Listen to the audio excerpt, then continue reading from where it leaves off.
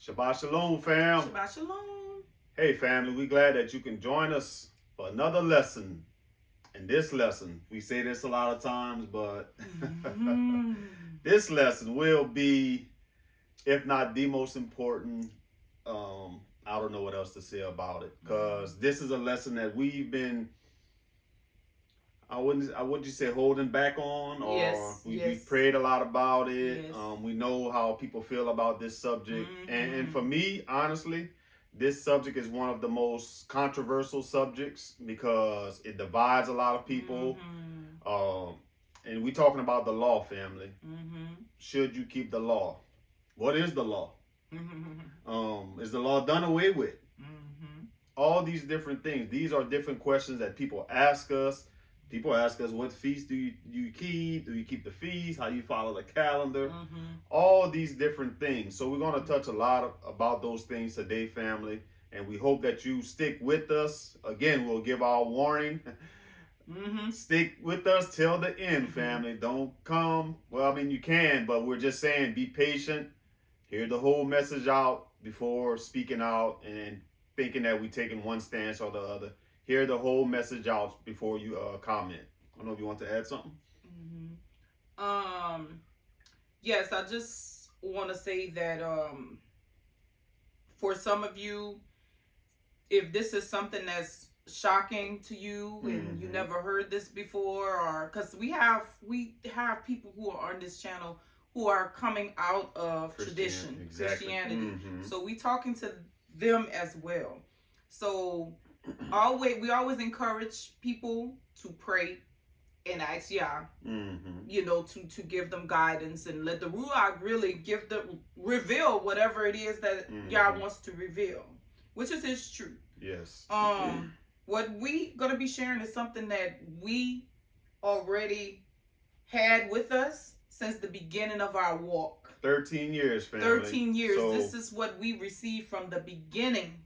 We're not 6 weeks or 12 weeks into this thing. This is 13 years ago, family. This is the truth that we received. Yes, and now we just actually we've seen so much division in the body to where, you know, it grieves us. You know, it's like disheartening because a lot of times we agree on a lot of things.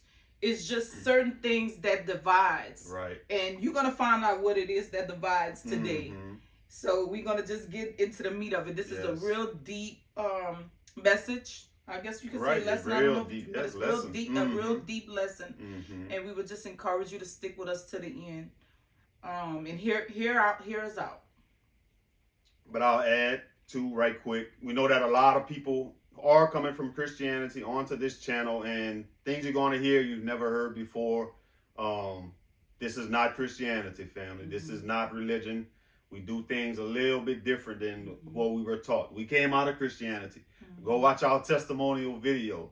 But it's important, family, that you hear the message out and hear what we have to say about this matter. So for all of those who've been saying you guys are speaking against the law, because this is what we getting, and we like, this is unbelievable. Right. What? Yes. So, well, today you're going to hear it.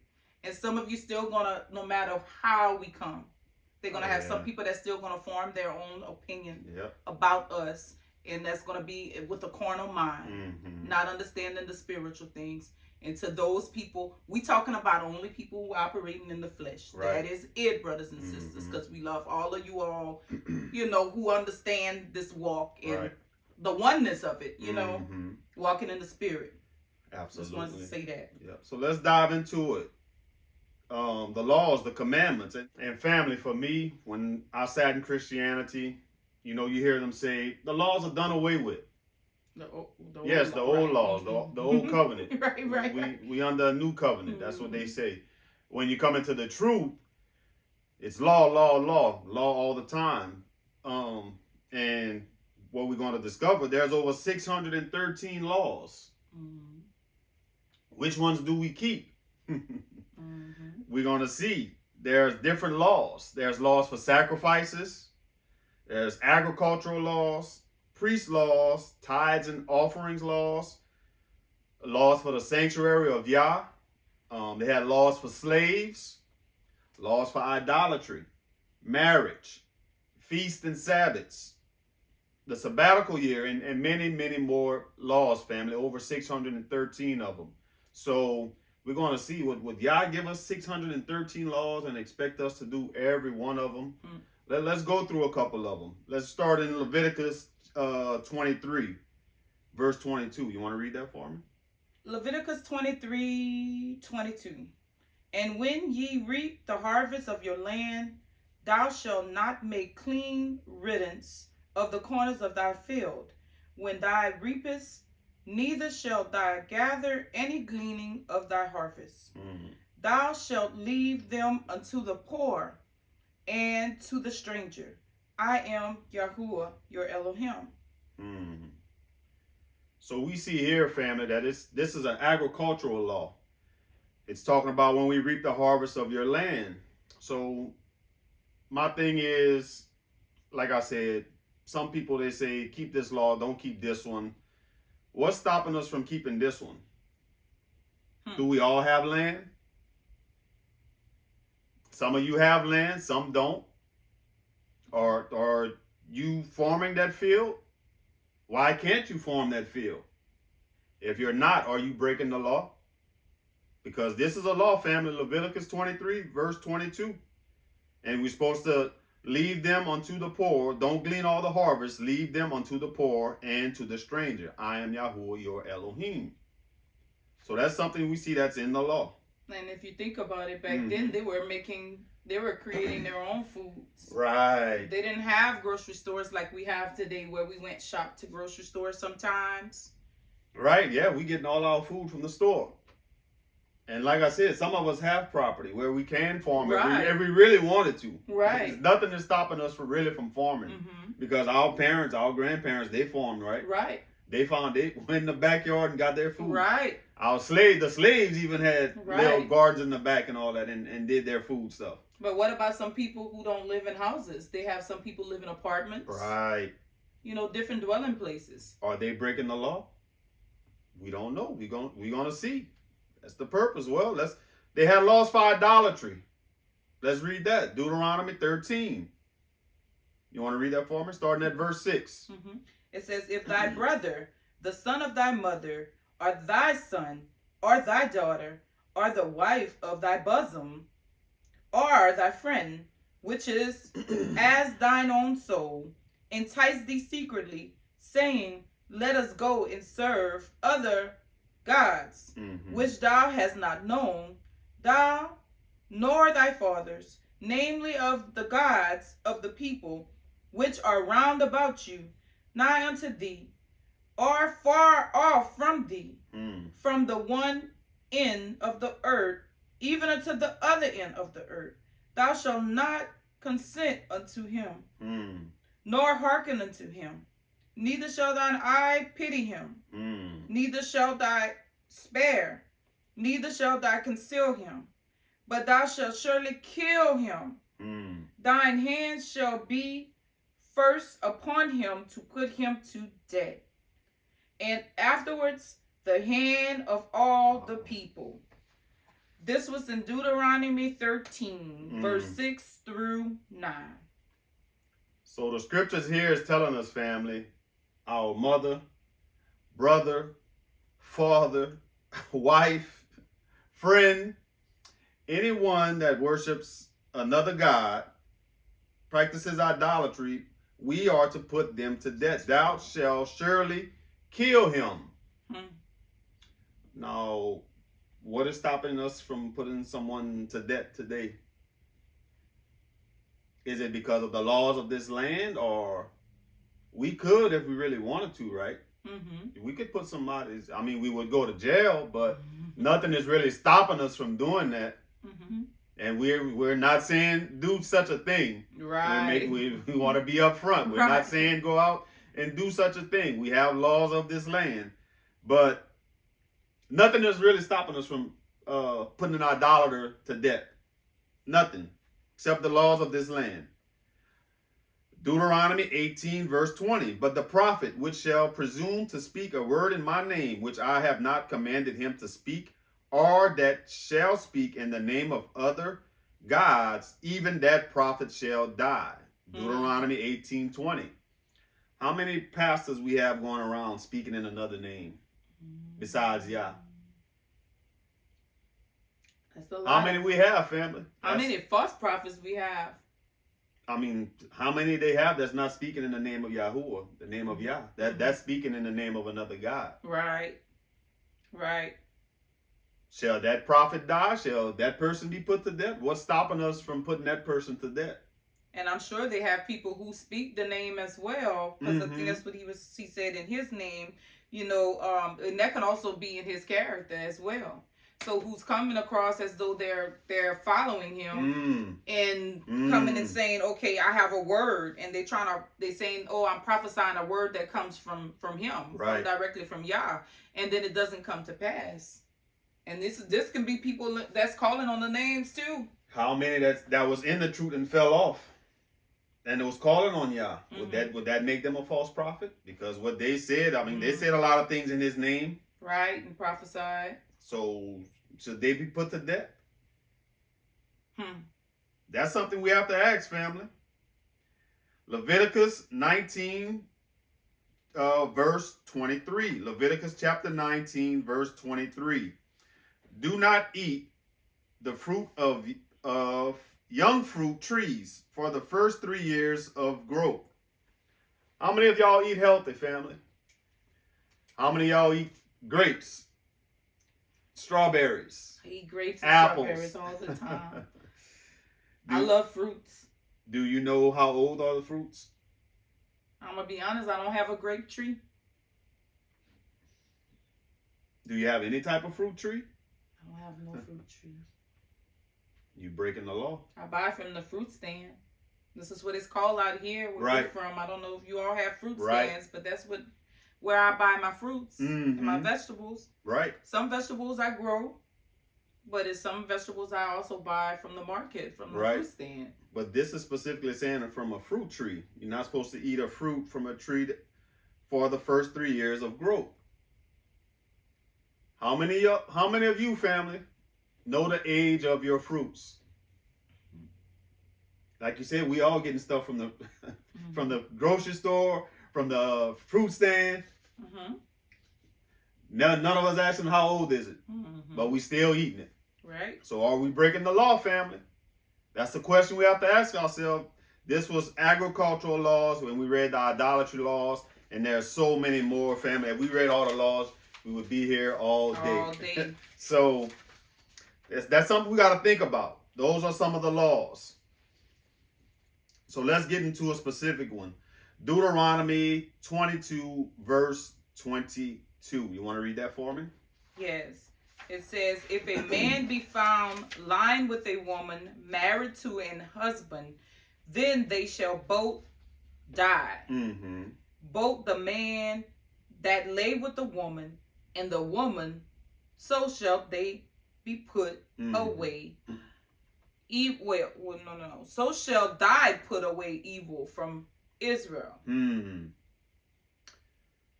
family, I didn't say this in the beginning, but we're talking about the laws. Which one do we keep? Is it still commanded of us to keep the laws? And laws in scripture, the commandments, it's Strong's number 8451, Torah. And it means direction, instruction, law. So talking about the Torah, family.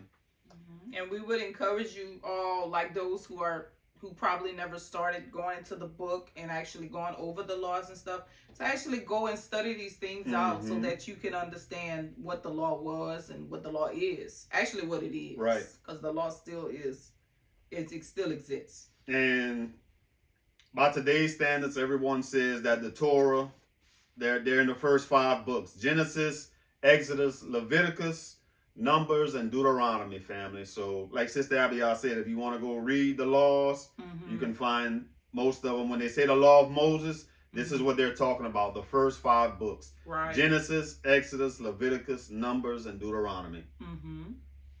So you were just reading Deuteronomy about if a man be found lying dead with a woman married to a husband, then they both shall die. Both the man would lay the woman and the woman. so shall they both put away evil from Israel. Mm-hmm. Now we read that specifically because this law that says that they shall die, this specifically ties to our man David. Mm-hmm. A man after Yah's own heart. King David, family. Mm-hmm. The law tells us that they should die.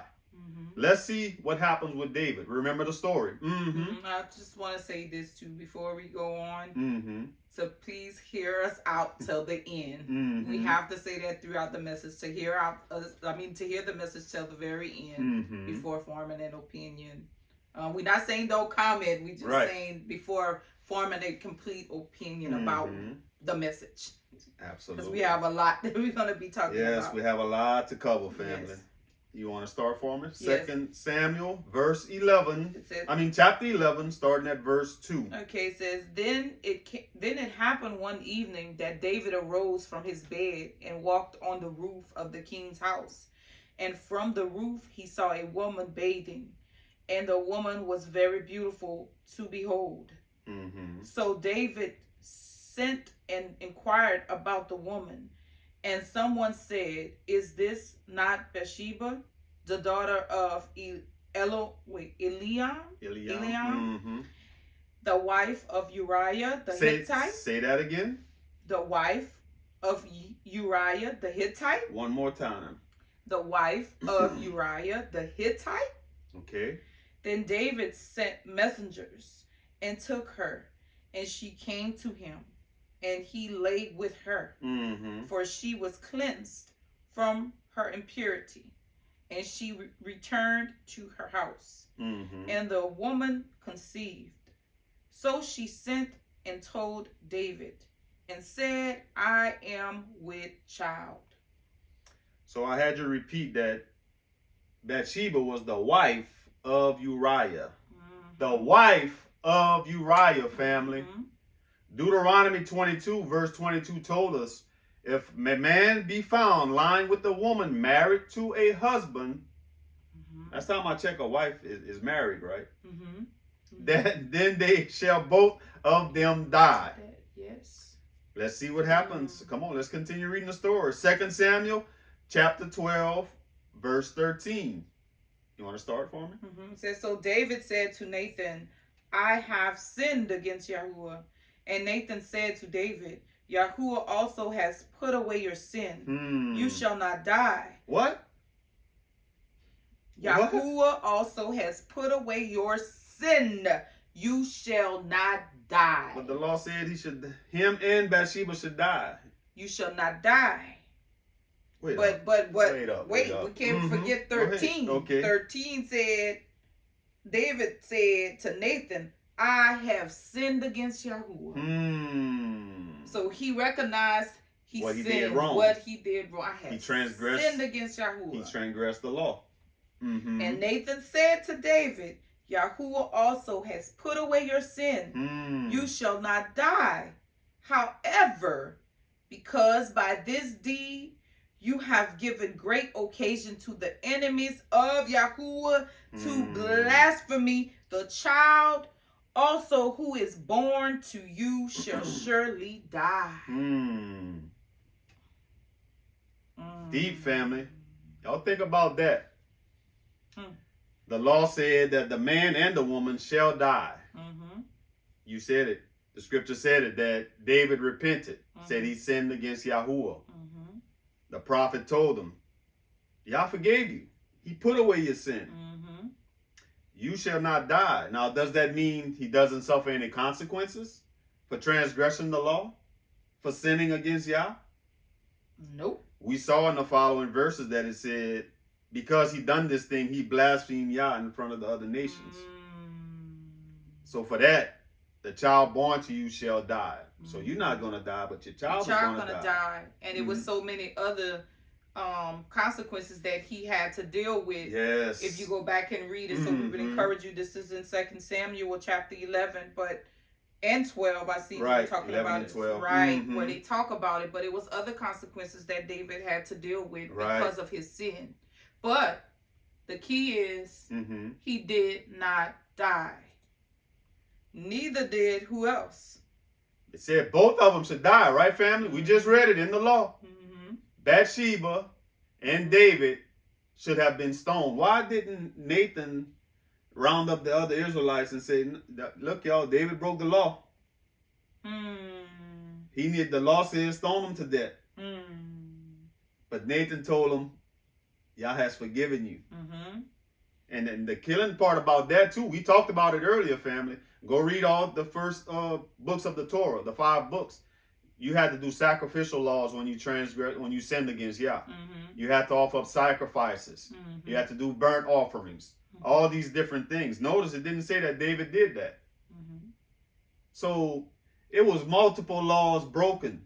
But Nathan said, Yahuwah has forgiven you. So that's kind of telling us something, family. That is kind of telling us something of what's this law, what the law is about. Right. Why was the law given? Why was the law actually given, family? Let's look at Galatians chapter 3, starting at verse 19. You want to read that? Did we talk about, are we going to talk about her? To say, go ahead, what about her? That she wasn't. Yeah, I just, okay. Yep. So where I'm going to read? Well, I'll add to that. I'm glad you brought it up too. Not only did they not die, David and Bathsheba, who did she give birth to? Solomon. So the two that broke Yah's laws gave birth to the wisest man. King Solomon. Y'all ever thought about it like that, family? Don't they have the wisdom of Solomon? How many books Solomon have? How many books? Dedicated to, how many books do David have? Psalms and Proverbs and all of that? This is the man that transgressed, that sinned against Yah. Please hear us out to the end. Hear us out, family. We're going somewhere with this. But when we was reading that, I thought about that. I'm like, wow. Bathsheba and David gave birth to Solomon through something that they should have died for. But Yah forgave them. Okay, let's keep reading, family. We're going somewhere with And notice too, the child that died was the child that was conceived in sin. Yep. Notice that. And that was then punishment. Yes. But it was conceived in sin. So after that, and after he repented, right. Then now Solomon comes. Then she gave birth. He went. In fact, yeah, y'all keep reading the story. She went. David consoled his wife because he was praying and fasting that that child wouldn't die. And after the child died, he went and lay with Bathsheba again, and then that's when they gave birth to Solomon. So that just goes to show too. Oh, go ahead. Go ahead. Praying and fasting, that although that's a very important, but it just goes to show that Yah is the one that's in control. No matter what. Exactly. He's the one that's in control because he prayed and he fasted, but Yah was still like, nope. You did this thing, you're gonna get. I'm gonna spare your life, but you're still gonna have some consequences. Exactly. So let's read. Why was the law given? Galatians chapter 3, verse 19, family. It says, you want to go ahead? Okay, it says, wherefore then serveth the law? It was added because of transgressions. What? It was added because of transgressions, till the seed should come to whom the promise was made. And it was ordained by angels. Wow. And it was ordained by angels in the hand of a mediator. By angels? With an S, plural. Yes. By angels in the hand of a mediator. So the law was given because of transgressions, because of sin running rapid, especially when Moses gave the law. We know that the Israelites, the Hebrews, they were completely wilding out, wicked, coming out of Egypt, serving other gods. Y'all was like, nah, I gotta get exactly. Like nothing was stopping them. No matter what would happen, like they would get punished. they still would come back. And yes. They had to create. They saw the signs and idol, miracles, right? Golden calf. Mm-hmm. All of these things. Yes, right. They saw all of that. Saw all of that. I brought y'all across the Red Sea. It wasn't enough. It still wasn't enough. I gave y'all the laws on the tablets. Y'all couldn't wait for Moses to come down that mountain. Y'all gonna make a golden calf while he getting the commandments. And poor Aaron. I'm thinking about Aaron. Right. They got him even involved. Moses' brother, family. Oh. So it just goes to show you the mentality of a crowd when you're in a crowd. Right. Mm-hmm. Right. So we saw that the law was given because of transgressions, because of sin. Mm-hmm. But did y'all really expect us to do 613 commandments, laws? And that's what they counted according to man. I mean, I'm sure there's many of them. Really, Yah's commandments is whatever he tells us. Yeah, his laws is whatever he tells us what to do. Right. So there's many more than 613. Mm-hmm. But obviously we see that they didn't keep the command. I mean, not keep it, but they broke his commandments. We saw with David and Bathsheba. They broke it. Mm-hmm. And the prophet, he didn't tell the Israelites to come and kill David. So what was it about Yah that I want them to do this, but when they break it, what is he expecting of us? Let's look at Micah chapter 6, starting at verse 6. You want to read that for me? What is expected of us, family, and these commandments? What is Yah? What does he want from us regarding his laws and commandments? Let's look at that. It says, with what shall I come before Yahuwah and bow myself before the high Elohim? Mm-hmm. Shall I come before him with burnt offerings, with calves a year old? Will Yahuwah be pleased with thousands of rams, 10,000 rivers of oil? Shall I give my firstborn for my transgression? The fruit of my body for the sin of my soul? He has shown you, O man, what is good. And what does Yahuwah require of you? What does he require of us? But to do justly, to love mercy, and to walk humbly with your Elohim. So all the commandments that he gave, the laws regarding the burnt offerings, the sacrifices, all these things, the priests, the tabernacle, is he pleased with thousands of rams? 10,000 rivers of oils? Shall I give my firstborn? Remember too, they had to give the firstborn animal and stuff like that. First fruits, all these things. The fruit of my body for the sin of my soul. Is that what Yahuwah requires of you? He requires us to do justly. Love mercy. Love mercy. Justly is to make righteous judgments. Make righteous judgments. To love mercy. And to walk humbly with Yahuwah. Wow. So it's kind of saying like he's summing up everything into that. Right. Into those things. Which we're going to kind of see a pattern of what this is what this is saying. Let's look at 2 Peter chapter 1, starting at verse 3.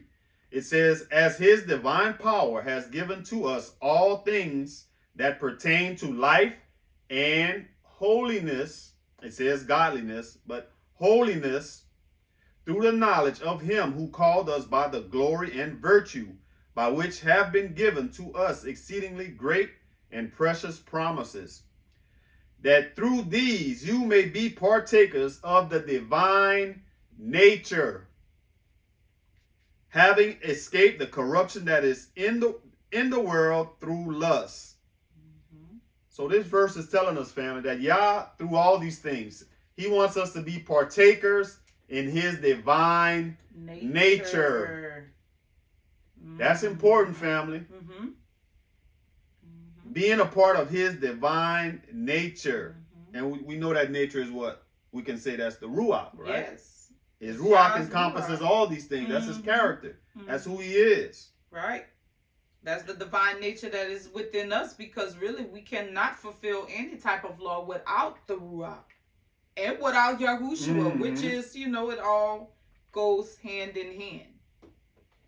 But hear us out to the end. We have to keep saying that. Hear us out to the end. And this is not Christianity, family. So don't come on here blasting us. Y'all preaching Christianity. Right. Or y'all preaching against the law. Y'all against the law. Oh, no, we're not. Hear the matter out. We believe in the law. Hear the matter out, family.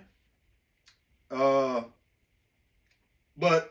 he wants to give us his ruach. He wants, like the scripture said, he wants us to be partakers of his divine nature. But how? Family, you will see from the beginning that Yah, he always repeated this same phrase, this one phrase. He wants the law in our hearts and mind, family. He wants, that's that nature. He wants his nature in us. That same nature that Abraham had before the law was given through Moses. Where he believed. He believed before the law was given, right? Okay, but we gonna keep reading, family. Okay. Let's see that nature. He wants his nature in our hearts. Let's kind of see what that nature looks like. So let's look at Genesis chapter 4, starting at verse 1, family. Let's look at the nature of Yah. Let's go back to the beginning. Let's look at Cain and Abel. You want to read that for me?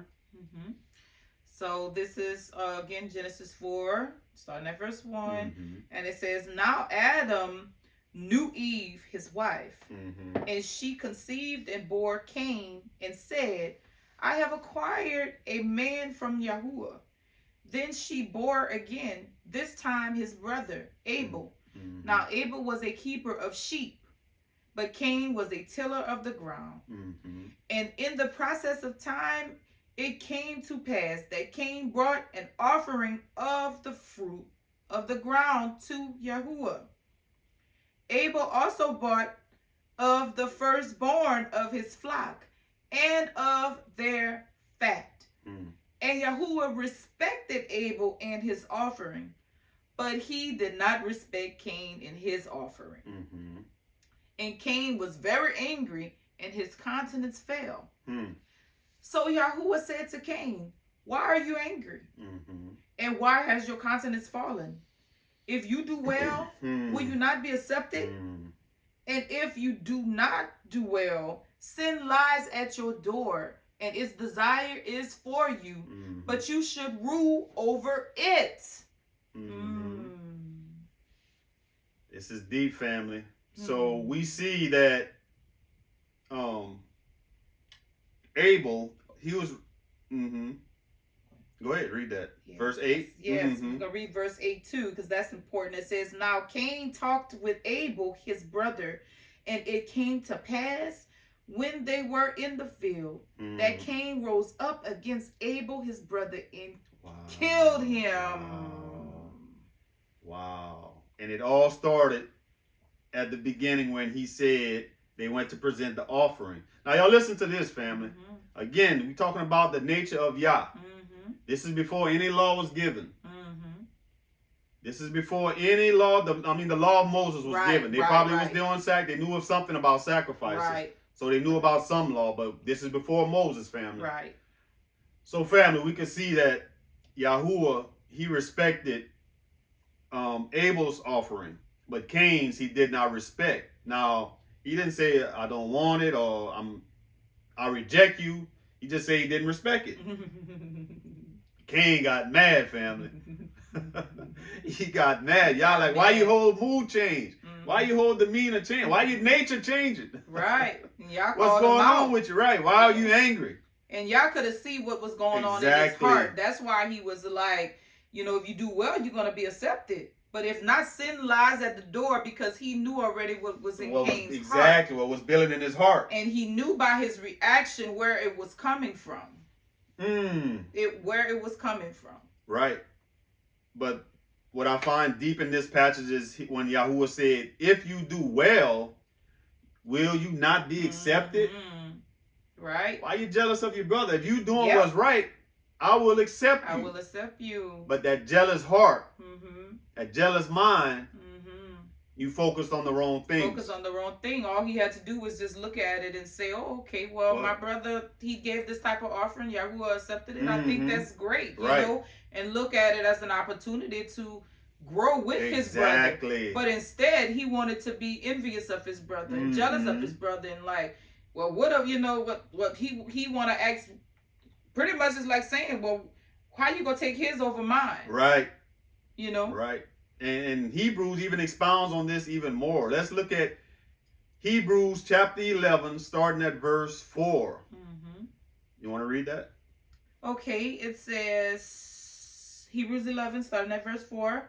By belief, Abel offered to Elohim a more excellent sacrifice than Cain, through which he obtained witness that he was righteous. Elohim testifying of his gifts, and through it, he, being dead, still speaks. Family, it says by faith, Abel, by belief, Abel was offered to Yah a more excellent sacrifice than Cain, through which he obtained witness that he was righteous. That goes back to what Yah was telling Cain in that. He's like, if you're doing right, if you do well, you're going to be accepted. But Abel believed that his offering was right. That his what he offered up to Yah, it was righteous. Right. Cain didn't. Cain was jealous. And he did it from his heart. By belief. Yes. And because if Cain did it from his heart, then there's no reason why he should have felt some sense of jealousy towards his brother. Exactly. That's deep, family. So we seeing that Cain didn't have Yah's nature. He didn't have that nature, family. It wasn't in his heart. Jealous. All these things. And we're going to find out more about. Notice. Oh, go ahead. You notice where it started first. What's that? In his heart. In his heart. Before Cain killed his brother, it started in his heart. That's what Yah was telling him. Right. Which is why we often say it's a heart thing. This walk is a heart thing. Stick with us to the end. Stick with us to the end. But it's a heart thing. Yes. Yes. So, family, we see that from the beginning that Yah, he wants to change our nature. He wants to change our heart. He wants us to have a heart that accepts him, family. It happened from the beginning. We're going to look at Deuteronomy. Now, this is when Moses went up to the mountain and received the tablets. And he spoke to Moses. And Moses came down and spoke to the people. And Yah even spoke to the people, telling them, the people were scared to hear Yah's voice. So Moses is like, Moses, you go up there and listen to everything he said and come back and tell us. So let's read that. Deuteronomy chapter 5. Starting at verse 29. Now this is after Moses received the commandments from Yah. And he's going to give it to the Israelites. You want to start? It says, "Oh, that they had such a heart in them, that they would fear me and always keep my commandments, that it might be well with them and with their children forever. Go and say to them, return to your tents." You wanted me to read that? Okay. "But as for you, stand here by me, and I will speak to you all the commandments, the statutes, and the judgments, which you shall teach them, that they may observe them in the land which I am giving them to possess." Wow. So he's giving them all the laws and commandments. At first he gave them like what everybody say, the 10 commandments. He gave them, but he's like, stay here, I'm going to give you all of them. And then you go back and teach it to them. But the important thing is that he said, family, oh, that there was such an heart in them. So he wants us to have that heart, to receive his laws, that they would fear me, family. That's what he wants for us. He wants us to fear him. Exactly. He wants that heart in us, family. He wants us to have that right heart. Right. To receive his laws and commandments. And that definitely comes with fear in him. Because it said, remember too, the word says the fear of Yahuwah is the beginning of wisdom. Wisdom is also considered the law. Right. His instruction. Another thing that stood out in that passage is when he said, verse 31, that they may do them in the land which I give them to possess it. The land I give them to possess, family, that's important. They had to do certain things in the land. Mm-hmm. They had to conduct themselves a certain way, family, in the land that Yahuwah was to give to them. Mm-hmm.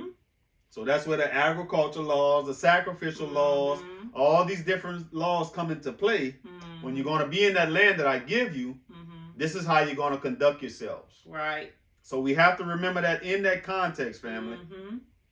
Let's read more about him putting his word in our heart. Deuteronomy chapter 11, verse 18. You want to read that for me? It says, therefore, shall you lay up these words. Well, shall you lay up these my words in your heart and in your soul, and bind them for a sign upon your hand, that they may be as frontlets between your eyes. And you shall teach them to your children, speaking of them when they sit in the house, and when they walk by the way, and when they lie down, and when they rise up. And they shall write them upon the doorposts of thine house.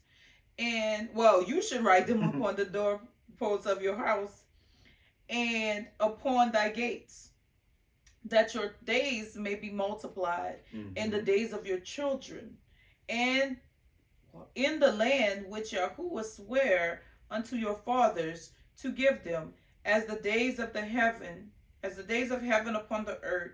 For if you shall diligently keep all these commandments which I command you to do them, to love Yahuwah your Elohim, to walk in all his ways, and to cleave unto him. Therefore, verse 18, you shall lay up these my words in your heart and in your soul. So if his laws are in our heart, in our soul, family, we're going to teach them to our kids. We're going to talk about them when we're walking down the road. We're going to talk about them in our house. Right. All these different places, it's going to be a part of us. It's going to be a part of us. We're not really exactly. That's what YAH is saying, family. If his word is in our heart, in our soul, it's going to be a natural thing to talk about this all day. Right.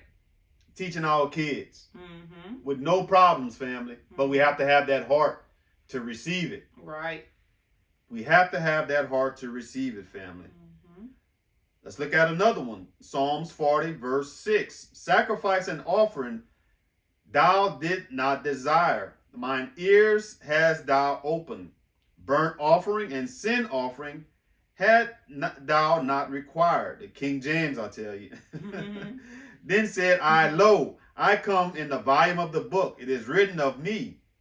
I delight to do thy will, O my YAH. Yea, thy law is within my heart. This is what YAH wants from us, family. This is what he was wanting from the beginning. That law within our hearts. His nature within our heart. His instruction within our heart. His Torah, family. Yes. Within our heart. So meaning, look, I'm just saying, I'm not saying meaning, but I'm just giving an example. If these scriptures were no longer with us, we didn't have a book. We say that all the time. To open and read. We should still be able to operate in the spirit of YAH, because his law is within our hearts. Because there's going to come a time. Yes. When these things are going to be taken from us. Didn't you read in Maccabees about the mom and the family and how they all were dying? Yes, for the belief. Right. We don't know what's going to happen with us, but we know there's some times that's going to come upon the earth. We don't know what resurrection we'll be in. We don't know what we're going to have to endure. Prayerfully, we escape the times that's coming on the earth to test the earth. But we don't know what we're going to have to deal with. We don't know if people, I don't even want to go that far. But I mean, we don't know what's to come. So it could be a time where all of these things will be taken away from us, and our books and everything with the scriptures. And then what's next? Right. If his law is in our heart and our belief is in us, right? We believe. It's nothing nobody could do. They can't take it from us because it's here. It's in our hearts. It's here, family. It's in our hearts. It's nothing nobody can do. Y'all put it in there already. It's there. Mm-hmm. Again, bear with us to the end. And again, this is something that Yah wanted from the beginning, because we're going to talk about shortly about Samuel and Saul. This is what reminds me when he says he wants our laws, his laws in our heart. Mm-hmm. Don't you focus on that outward thing when it starts here. Right. It starts here. Listen to what I tell you. Inside first, then outside. It should not be outside first, then inside. Exactly. Because coming dead into it. Mm-hmm. Go ahead. No, it's when Samuel was saying, in fact, let's read that. 1 Samuel chapter 15, verse 22. It says, and Samuel said, had Yahuwah as great delight in burnt offerings and sacrifices as in obeying the voice of Yahuwah? Behold, to obey is better than sacrifice, and to hearken than the fat of rams. To obey, that's an inward thing, right? Mm-hmm. To listen to his voice, that's an inward thing, right, family? Mm-hmm. This is what Samuel was telling Saul, family. Mm-hmm. You focus on these outward things. You focus on, instead of listening to the voice of Yah, what he commands you to do, you focused on, you know what, I could just do some sacrifices. I'm going to be all right. Mm-hmm. I agree. Samuel, like, to obey, to have that heart, is better than a sacrifice. It's better than a sacrifice. Mm-hmm. This is what I thought about when you said that, because we said that in one of our messages a couple of weeks ago. So, for instance, marijuana. That's not in the law. Nope. Crack. Crack's not in the law. Cigarettes not in the law. But Yah's law and his nature in me tells me don't touch it because it's defiling my temple. It's defiling my temple, which is the temple of Yah. I just thought about that when you were saying that. So let's continue reading, family. We have a couple of more scriptures. Yah, he wants his law on our hearts. He wants to change our nature, family. This is what he wants. Psalms 51, starting at verse 15. You want to start? Mm-hmm. It says, "Oh Yahuwah." Do you have it open here? I'm going to pull it up. Okay. Psalms 51. Psalms 51. Starting at verse 15, family. At King James, I mean. Yes. It's like you talking like Shakespeare, family. Right. I think we heard somebody say that, huh? Where art thou? And right. So kind of like the New King James version. Right. But just know that we do compare scriptures when we're studying. Right. Right. We look at different ones. We even have our Sefer. Right. When we're studying, we do have the Sefer. Right. So, because it is good to have. Right. Especially with all the books they have that's inside of it.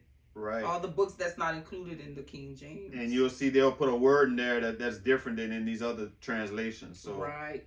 To help you give a different meaning of other words. So Psalms 51, starting at verse 15. Okay. Mm-hmm. Okay, it says, "O Yahuwah, open my lips, and my mouth shall show forth your praise. For you do not desire sacrifice, or else I would give it. You do not delight in burnt offering. The sacrifices of Elohim are a broken spirit, a broken and contrite heart. These, O Elohim, you will not despise." The sacrifices of Yahuwah is of a broken spirit, and a contrite heart, a broken and contrite, and contrite heart. Wow. Say he won't despise that. A contrite, that means what? Repentant? A repentant heart? Yes, a forgiving heart? Yes, it means somebody that's contrite. Yeah. Yeah. Say that. A repentant heart, family. Yeah. So that's the sacrifices that it sounds like he's saying too. Come humbly before me. Right. So somebody that's remorseful. Okay. Yeah. Right. So that's the same. Mm-hmm. Same as repentful, but this is what he wants, family. This is the sacrifices that he wants. Coming humbly to him. Right. That's what David did. I transgressed against you, Yah. I broke your commandments. I sinned against you. That's deep, family. Jeremiah 24, verse 7. Chapter 24, verse 7. I will give them a heart to know me, that I am Yahuwah. They will be my people, and I will be their Elohim. For they will return to me with all their heart. Give them a heart to know me. That's what he told Moses.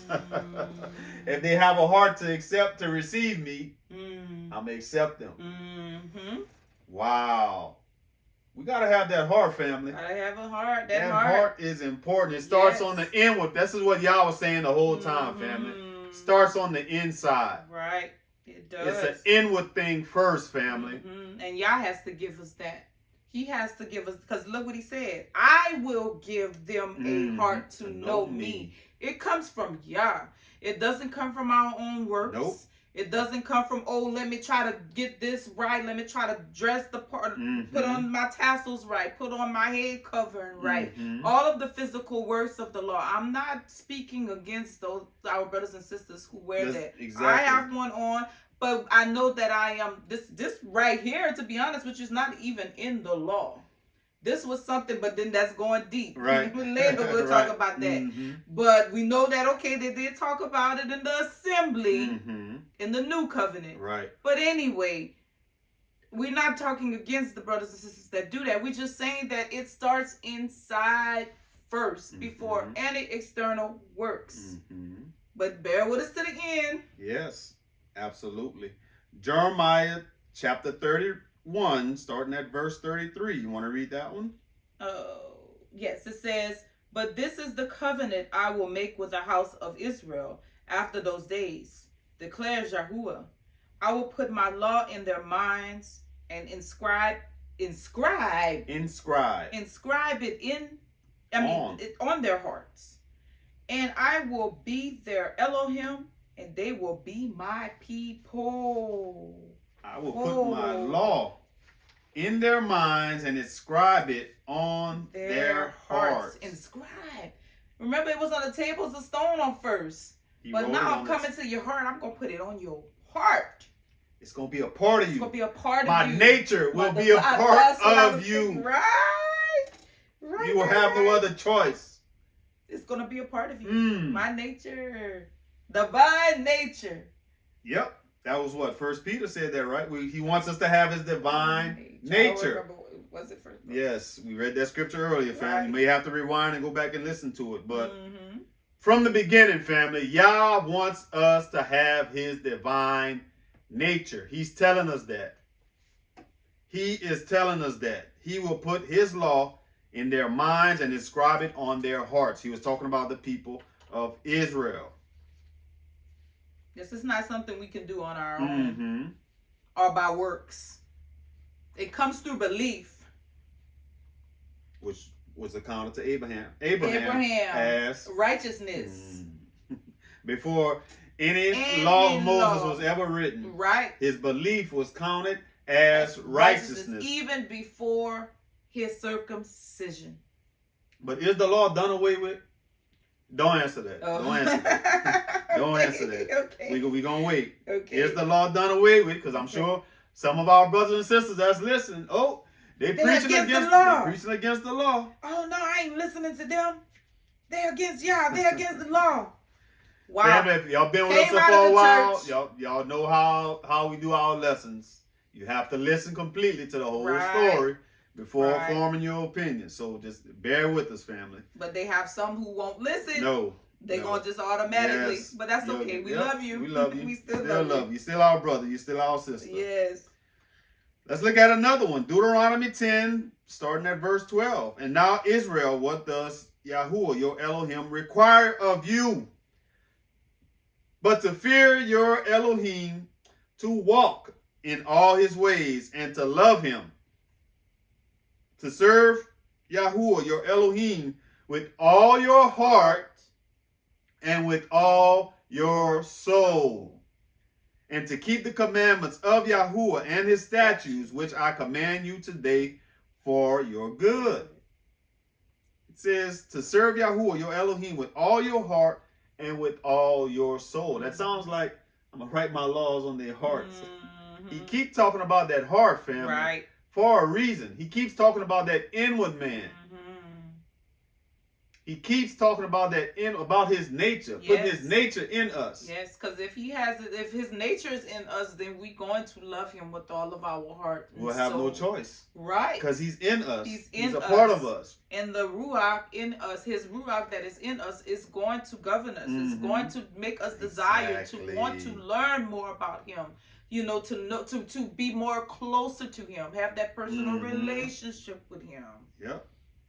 Let's continue reading. Verse 14, it says, indeed, heaven and the highest heavens belong to Yahuwah, your Elohim. Also the earth with all that is in it.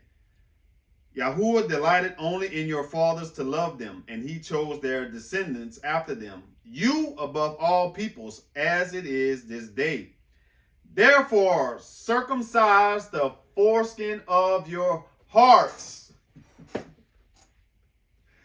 Of your hearts. He's telling them, this is Deuteronomy, family, to circumcise their hearts. That's not a New Testament thing. Is that not spiritual? A carnal person would say, you know what, get a knife. Let's cut his heart. Let's circumcise the heart.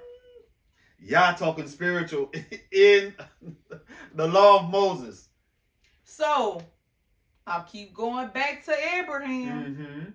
Before his circumcision, when they say his belief was counted to him as righteousness. This is why circumcision of his heart. Because of his belief. Paul said that. Yahuwah. Yahushua didn't say that? Yahuwah himself. Nah, they our Father. He said it. Our Abba Yah. Says, circumcise the foreskin of your heart and be stiff-necked no longer. No longer. Stiff-necked meaning you want to do your own thing. You want to go thing. your own way. You want to go your own right. You don't want to follow after Yah. And what I'm trying to tell you to do. Exactly. His nature is not within you. Because you stiff-necked. Because you stiff-necked. For Yahuwah, your Elohim, verse 17, family. Deuteronomy chapter 10, verse 17. For Yahuwah, your Elohim, is the Elohim of Elohims, the master of masters and great Elohim, mighty and awesome, who shows no partiality, nor takes a bribe. This is important, family.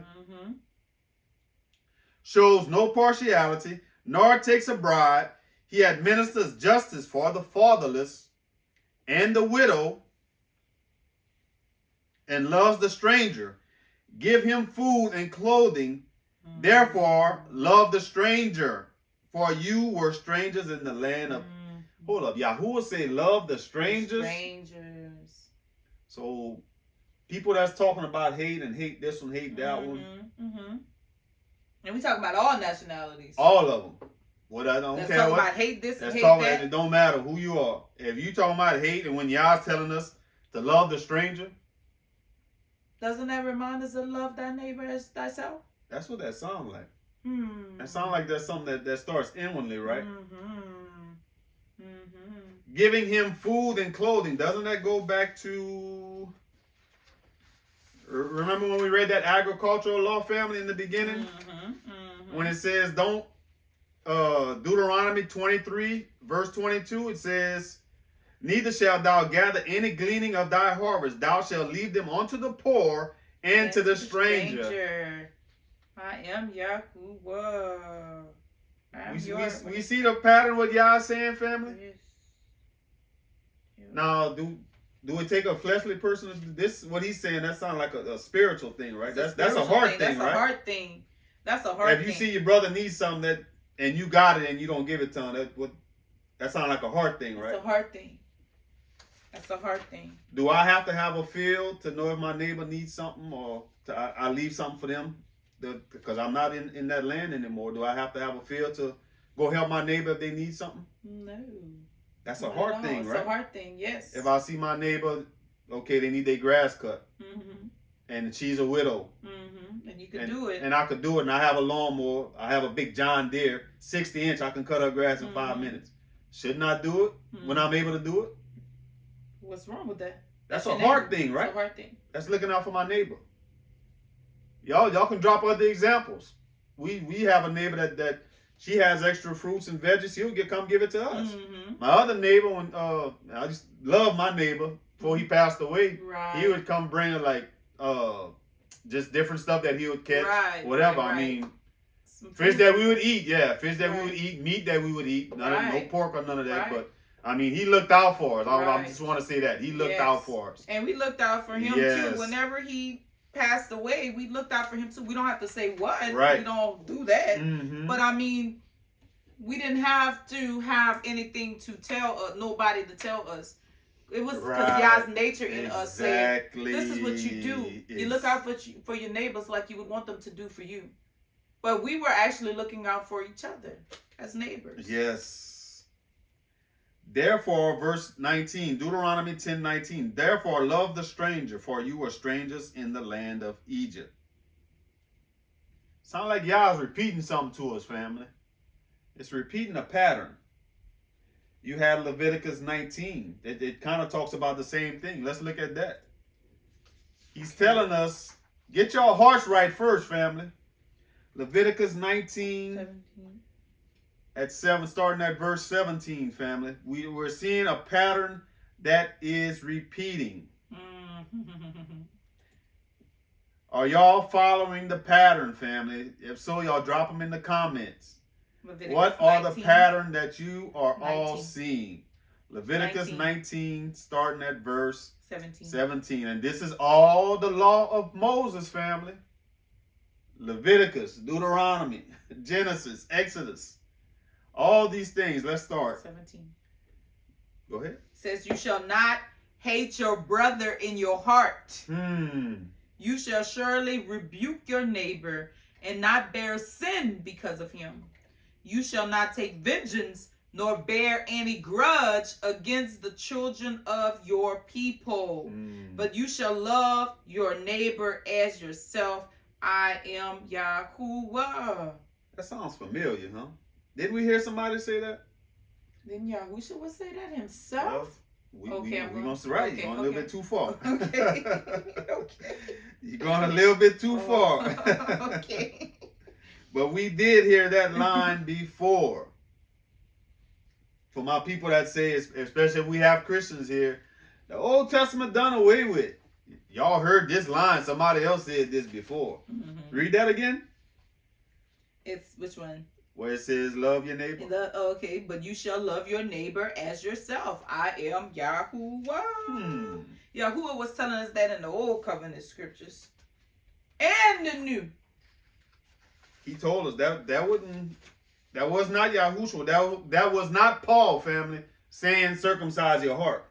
This is why it's important for us to also recognize that the Old Covenant scriptures and the New Covenant scriptures are one. It is not two. This is what we learned in Christianity, where they teach us that it's two, because Christianity focuses more on the New Covenant scriptures, and they call it the New Testament. And this is now the old is done away with. It's impossible. Right. It's impossible to do away with the Old Covenant scriptures, because that's where the Mashiach was spoken about. That's where they talk about his coming, when he would come in the New Covenant scriptures. It was something, all kind of prophecies. You let Christianity tell it. I mean, Yahushua just popped up on the scene from nowhere. Poof. Poof. And then just everybody respecting. What Messiah? You have to get the Messiah from somewhere. Where does he come from? They were talking about him in the Old Covenant. And I want y'all to think about this, family. Y'all don't, and it changed my way of thinking. Don't think about it as the Old Covenant. Really, that word is ancient. It's really saying ancient text. It's ancient covenant. So don't mean that it's old. That just means, that's It's like right, antique. Right. It's ancient text, family. You know, that remind me of the Ancient of Days. Yes. You know how they call Yahuwah the Ancient of Days? Yeah, so that's how we have to look at it, family. It's the ancient text. Mm-hmm. Okay. So we read all throughout the ancient text, family, that Yahuwah was telling us he wants his nature in us. Look out for your neighbor. Look out for the stranger. That's a hard thing. It's a hard thing. Not everybody does that. That's a hard thing. Not everybody does that.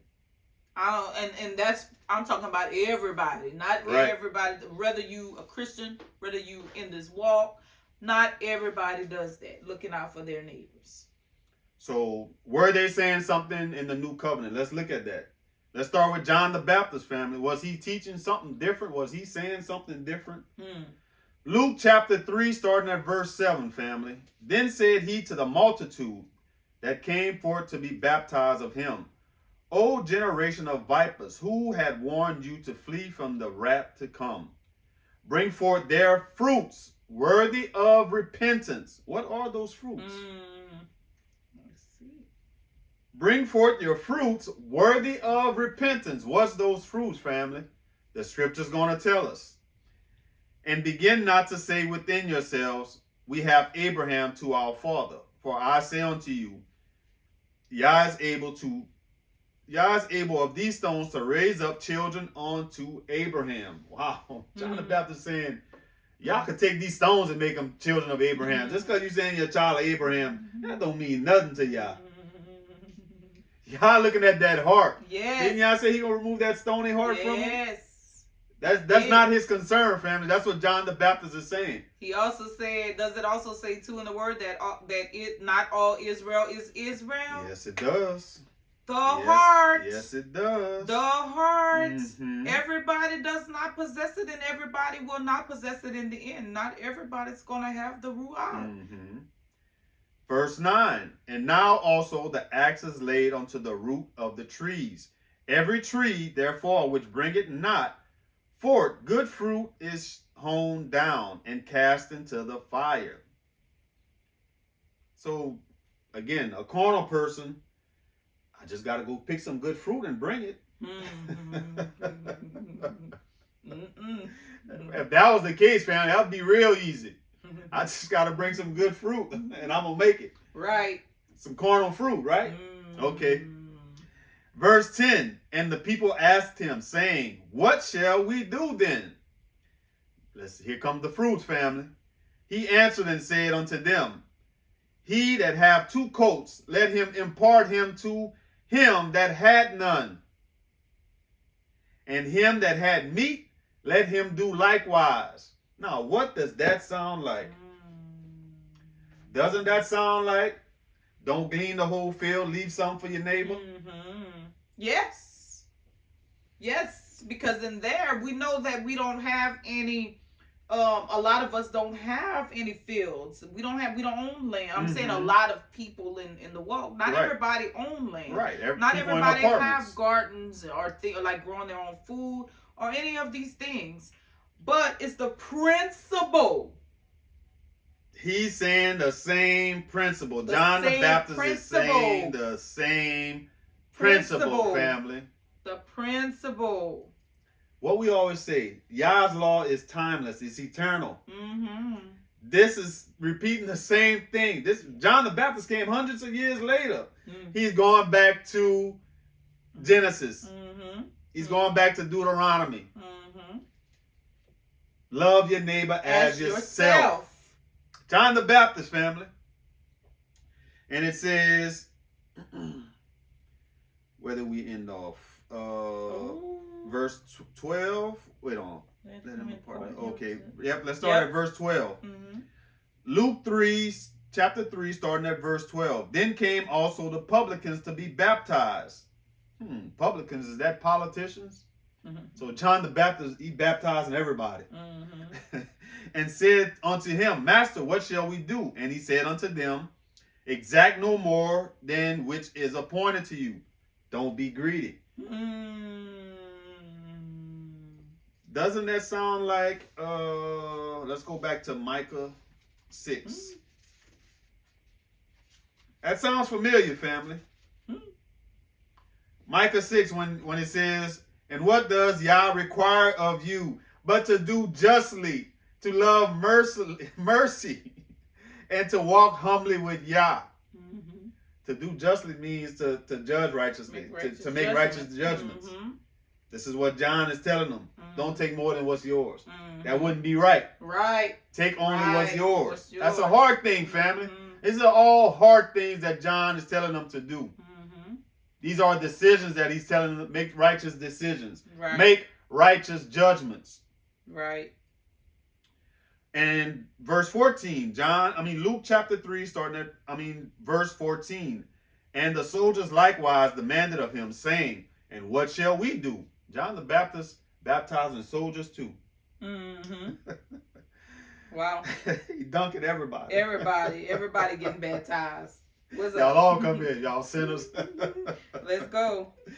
I'll never forget the man I used to work with on the job. He would be like, when it would be raining, he like, what do you say? John baptizing all y'all. Right. He baptizing all y'all sinners. Right. Verse, 14? And the soldiers likewise demanded of him, saying, and what shall we do? And he said unto them, do violence to no man, neither accuse any falsely, and be content with your wages. Mm-hmm. Mm. Do violence to no man. Violence meaning you just being rude and beating people up for no reason. Being wicked for no reason. That's being violent.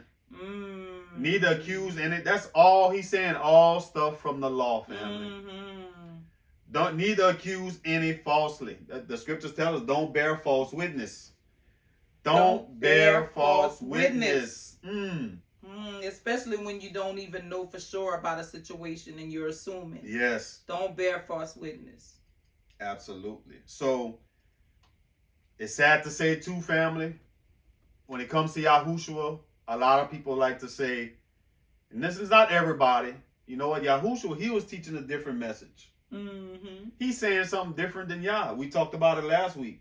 Some people say Yahushua don't exist because we're not supposed to give our glory to nobody else. We're not supposed to worship anybody else. When we've read multiple scriptures, family, Yahushua gave all the esteem to his father, family. Many times. So was he teaching a different message?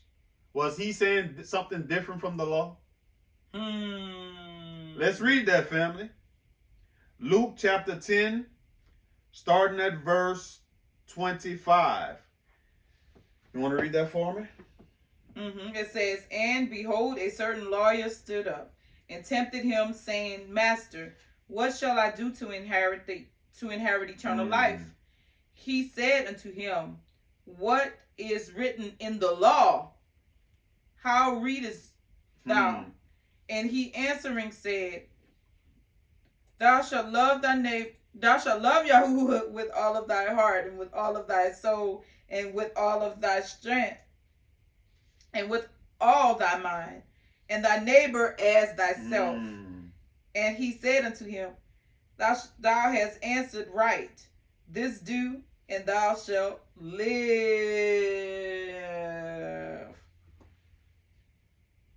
That sounds like all heart things, right? All spiritual things, right? Right. What? Go ahead. No, it's in verse 10. Oh, yes. 10. Spiritual things. And it went back to the law, which was spiritual, right? Yahuwah, we read what that was in Deuteronomy when it says to love your neighbor as yourself. Love the stranger. Talks about loving a stranger. All these things. They have a whole portion where it talks about how to love your neighbor as yourself. But you had read when it said you shall not hate your brother. Yes, in your heart. Yes. So Yahushua is saying the same thing, family. Hatred, that's a hard thing, right? Yes, it is.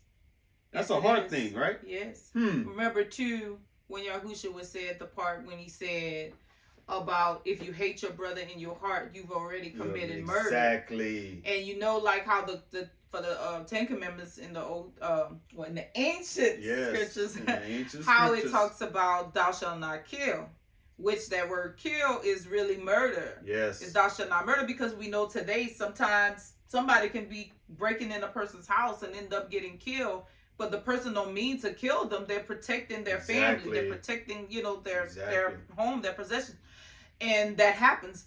But the killing, well, not really kill, the murder. Yahushua was talking about murder. More than, not killing, murder. The actual word is murder.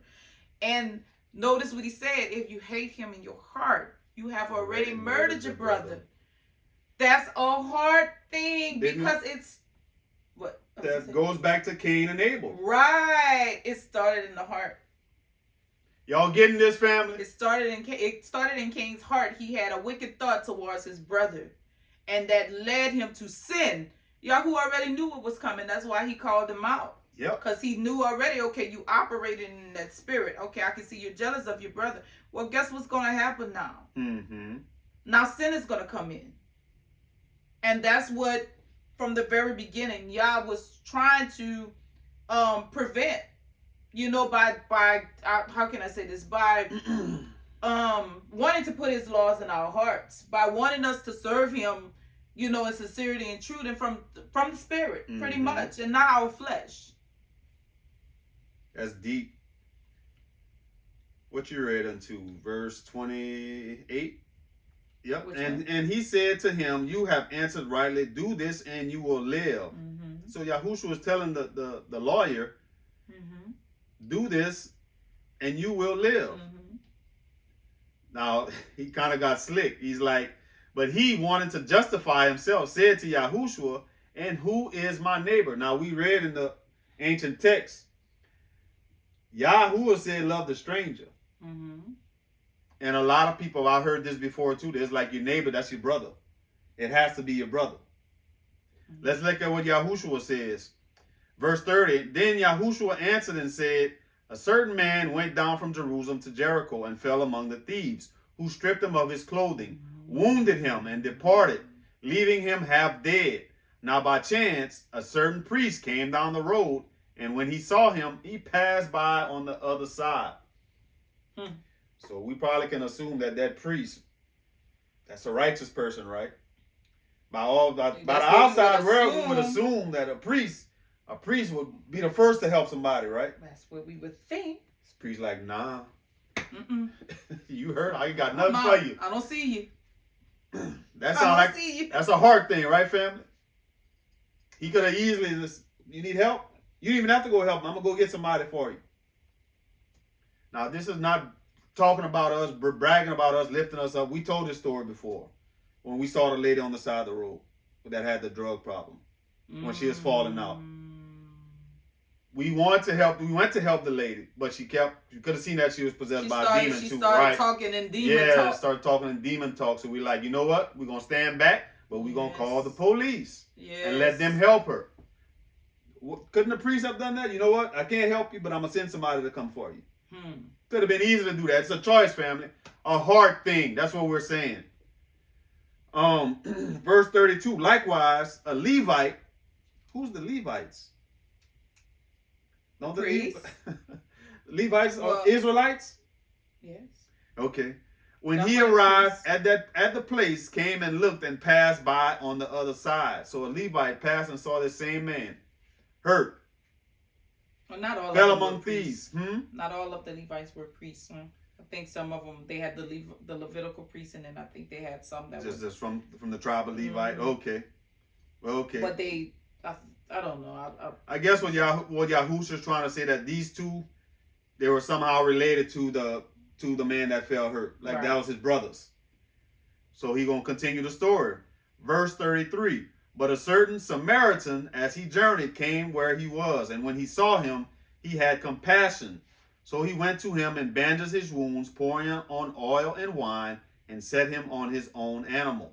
Brought him to an inn and took care of him. On the next day, when he departed, he took out 2 denarii, gave them to the innkeeper, and said to him, take care of him, and whatever money you spend, when I come again, I will repay you. So which of these 3 do you think was neighbor to him, who fell among the thieves? And he said, he who showed mercy on him. That's our neighbor, family. What does Yahuwah require of you? To do justly, to love mercy, and to walk humbly before Yah. Mercy was in there.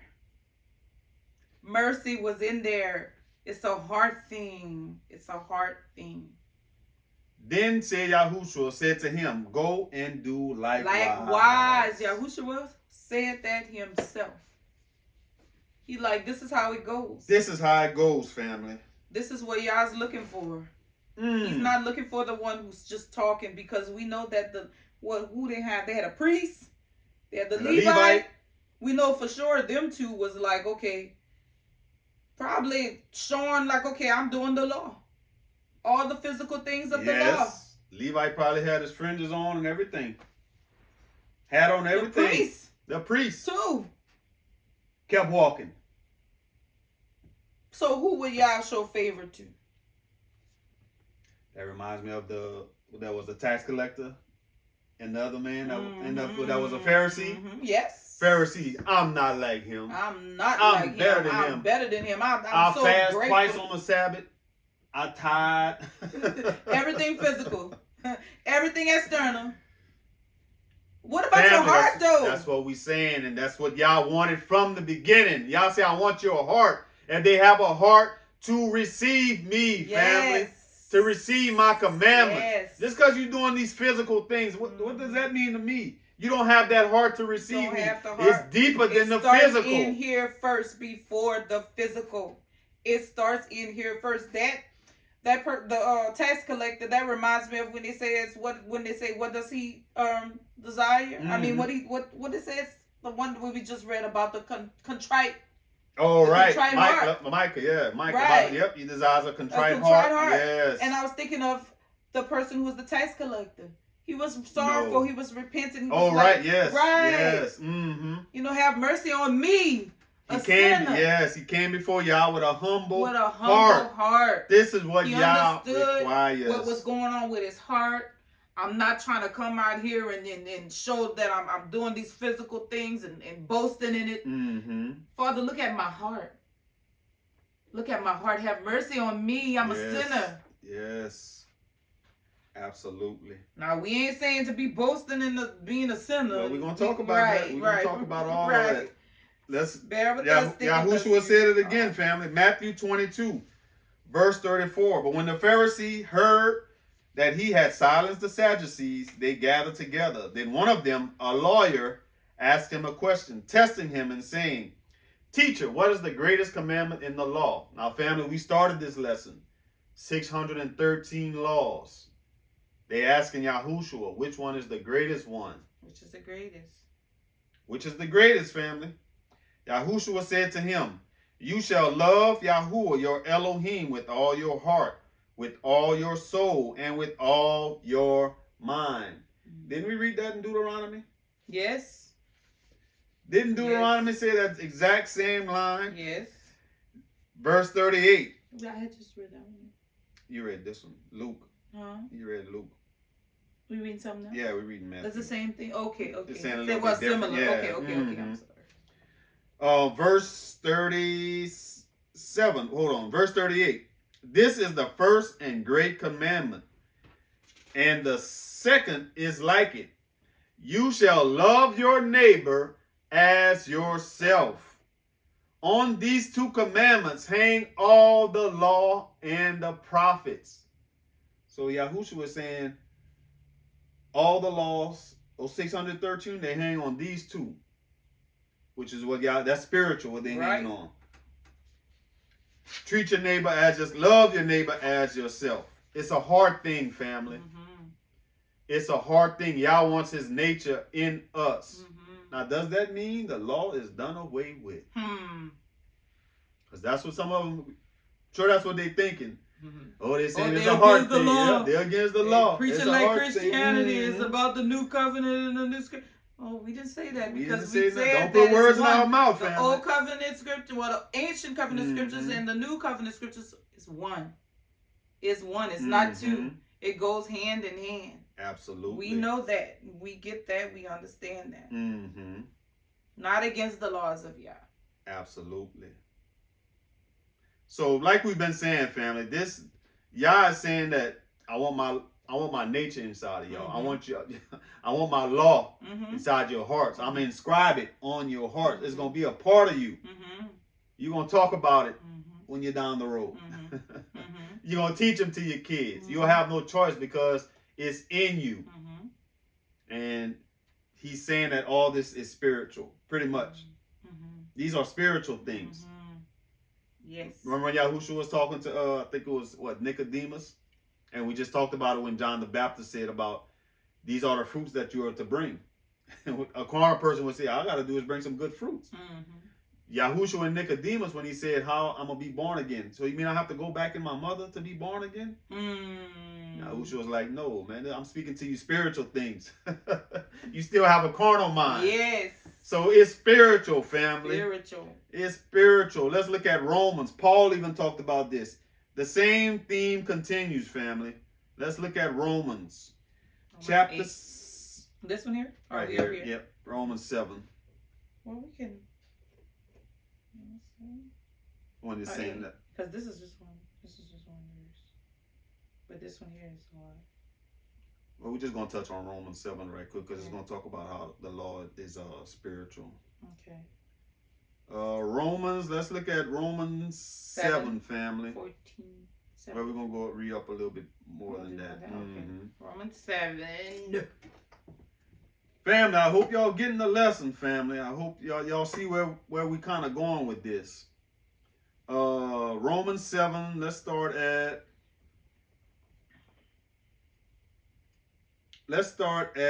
verse 7.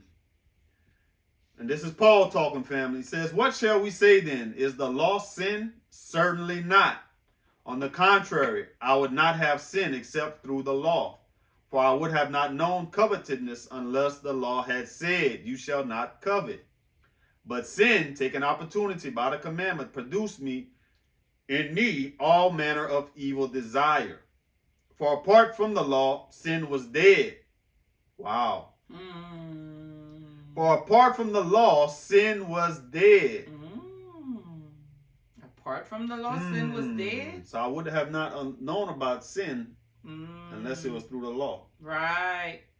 When we talked about Abraham, when he believed and it was counted to him as righteousness. Yes. Verse 9, it says, I was alive once without the law, but when the commandment came, sin revived and I died. And the commandment, which was to bring life, which was to bring life, I found to bring death. For sin, taking occasion by the commandment, deceived me, and by it killed me. Wow. Therefore, the law is, it says holy, but kodash. And the commandment holy and just and good. Let's look at 13.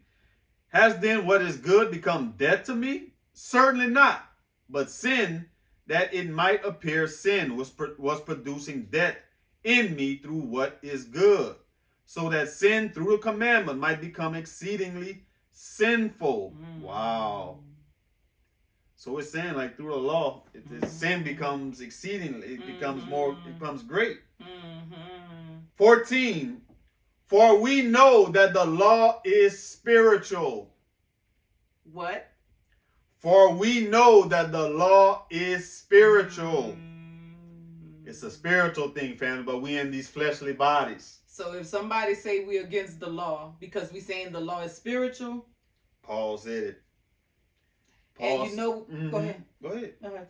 You know, we have somebody that told us that Paul, just because we were saying the law is spiritual and it's something with the heart and it starts on the inside, they say, you know, Paul is a false apostle. Oh, yeah, they always say that about Paul.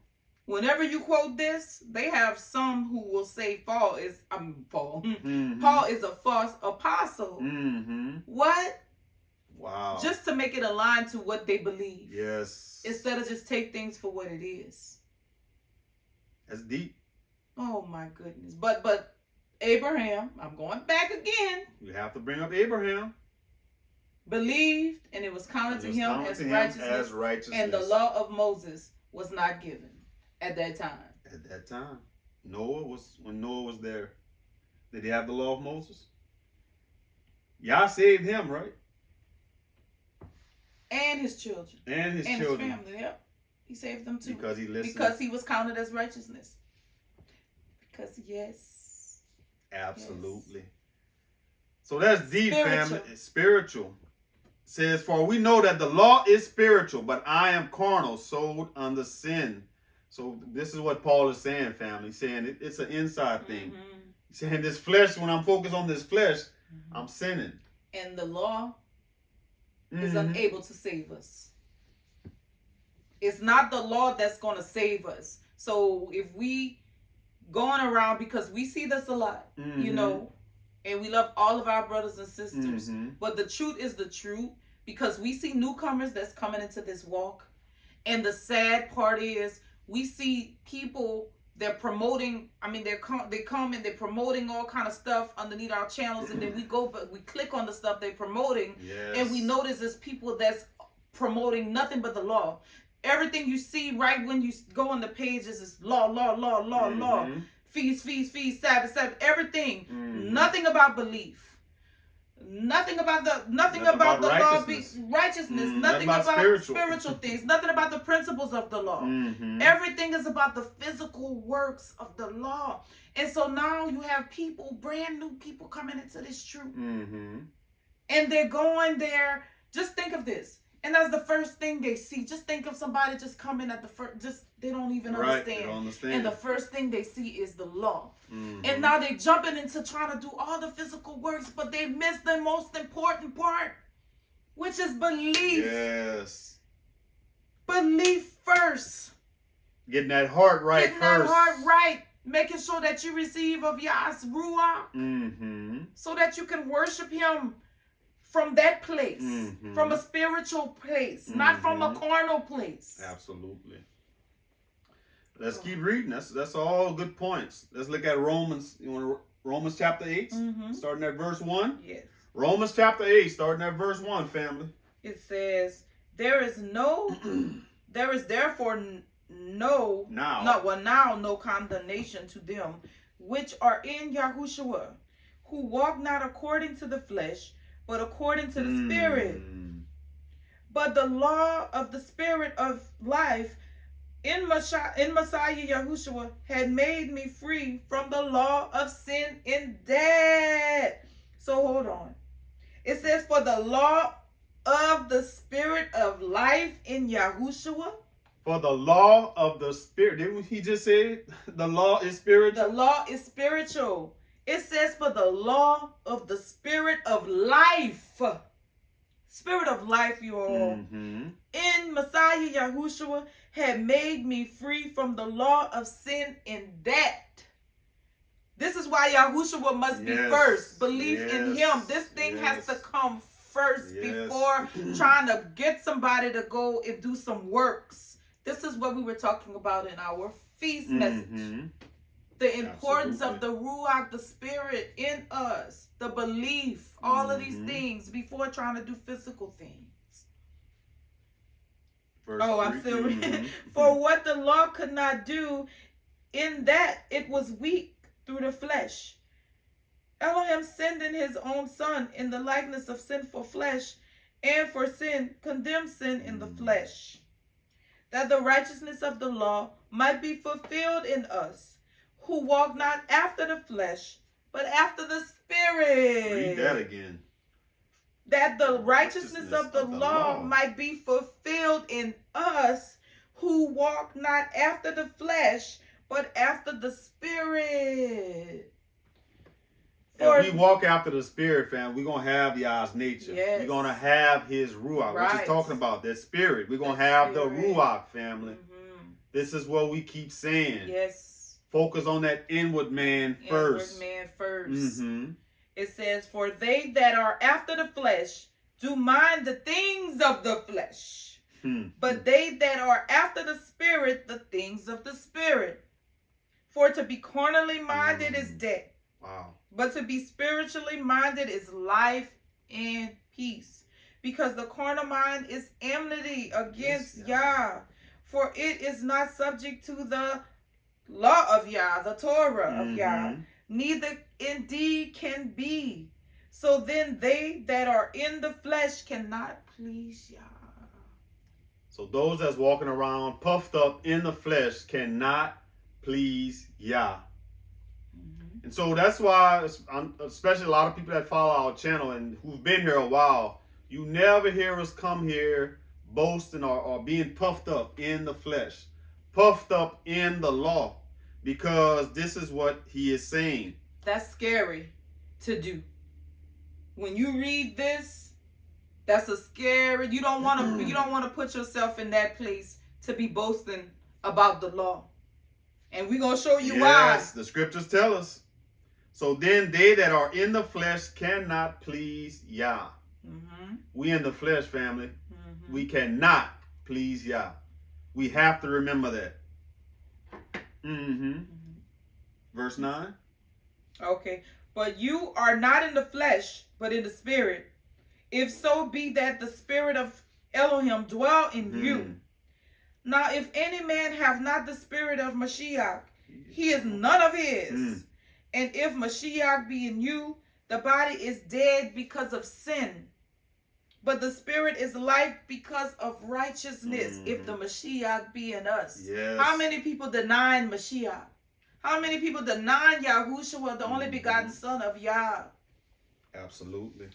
But it says, what is it? But if the spirit of him that raised up Yahushua from the dead dwell in you, he that raised up Mashiach from the dead shall also quicken your mortal bodies by his spirit that dwelleth in you. Wow. That's deep, family. And we talking about this, and some people believe, not everybody, some people believe, family, you know what? These other people, they can't have the law. Only the Israelites, they got the law. That's what some people think. But the scriptures tell us that other nations? Okay. They don't know the law. They can't have the law. So is that scriptural? The scriptures say that Yah is the Elohim of all. He's the Elohim of all, family. He created all. Yes. Paul talked about this. Romans chapter 2, starting at verse 13. It says, for not the hearers of the law are just in the sight of Yah, but the doers of the law will be justified. For when Gentiles, and Gentiles can mean nations, who do not have the law, by nature do the things in the law. Weren't we talking about Yah wants his nature in us, family? Divine nature. By nature? By nature. They doing they doing the things of the law by nature. They walking in the spirit. Walking in the spirit. These, although not having the law, are a law to themselves, who show the work of the law written in their hearts. Oh my goodness. How in the world that somebody don't have the law walking around with the law because it's written on their hearts? That means y'all put the Ruach on them, right? They have to have the Ruach. Have to. Because you can't do that without the Ruach. It's the Ruach that's going to draw you to do it. The scriptures must be a lie if this is not true, family. This is what the scriptures are saying. The only way it wouldn't be true is somebody that, because we do have people, we hear that says the new covenant is false. Yes, you have to throw it out. That's the only way you're going to say that this is not true. But that's the people that don't believe in Mashiach, that don't believe in Yahushua, the only begotten son of Yah. But in the ancient text, it said y'all going to have one law for the Israelites and for the stranger. He going to have one law for both. So that's not what this is saying? Yeah. His spirit, his Ruach is for everybody. For everybody. Even those that don't know that they're walking with it. This is the importance too of accepting the new covenant. Because there was the old covenant, which is the law of Moses, and the new covenant is Mashiach, right? Who is the law that Yah puts in our hearts. Absolutely. Gives us the nature of Yah, the divine nature, so that we may walk in Yah's ways. Absolutely. And fulfill those principles in the ancient covenant. Yes, ancient covenant scriptures. Verse 15. Romans 2, verse 15, family. Who show the work of the law written in their hearts, their conscience also bearing witness, and between themselves that there are thoughts accusing or else excusing them. That means they're getting convicted by the Ruach. I don't want no cigarettes. I don't want to defile my temple. I'm convicted because I don't want to defile my temple. I see my neighbor need help. I'm going to go help him. Have we ever been in situations where people of other nations helped us that don't even know us, that extended a hand when they didn't have to? To be honest, we have. To be honest, we have. We've experienced. Have you experienced the family? We know they've got wicked people in all nations, family. We know that. But there are some in other nations that's operating with the Ruach. Yes. That don't even know Yah. Because they're operating in righteousness. That's what the scriptures are saying, family. They have the nature of Yah in them. Yes. So let's see. What does that look like? What does walking in the Spirit, walking in the Ruach, what does that look like? Galatians chapter 5, starting at verse 16. You want to read that? Okay, yeah. This I say then, walk in the Spirit, and you shall not fulfill the lust of the flesh.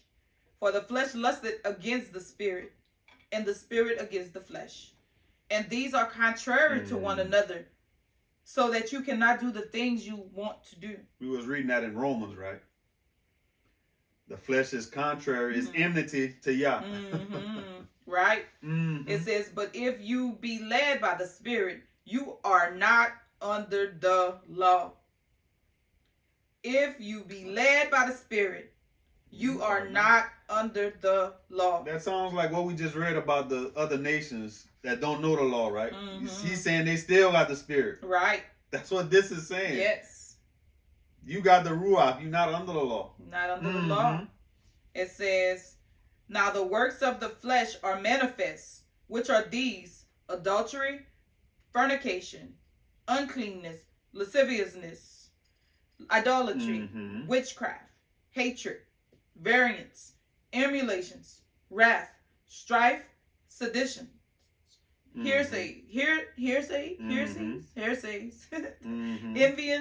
envyings, my goodness, murders, drunkenness, revelings, and such like, of the which I tell you before, as I have also told you in time past, that they which do such things shall not inherit the kingdom of Elohim.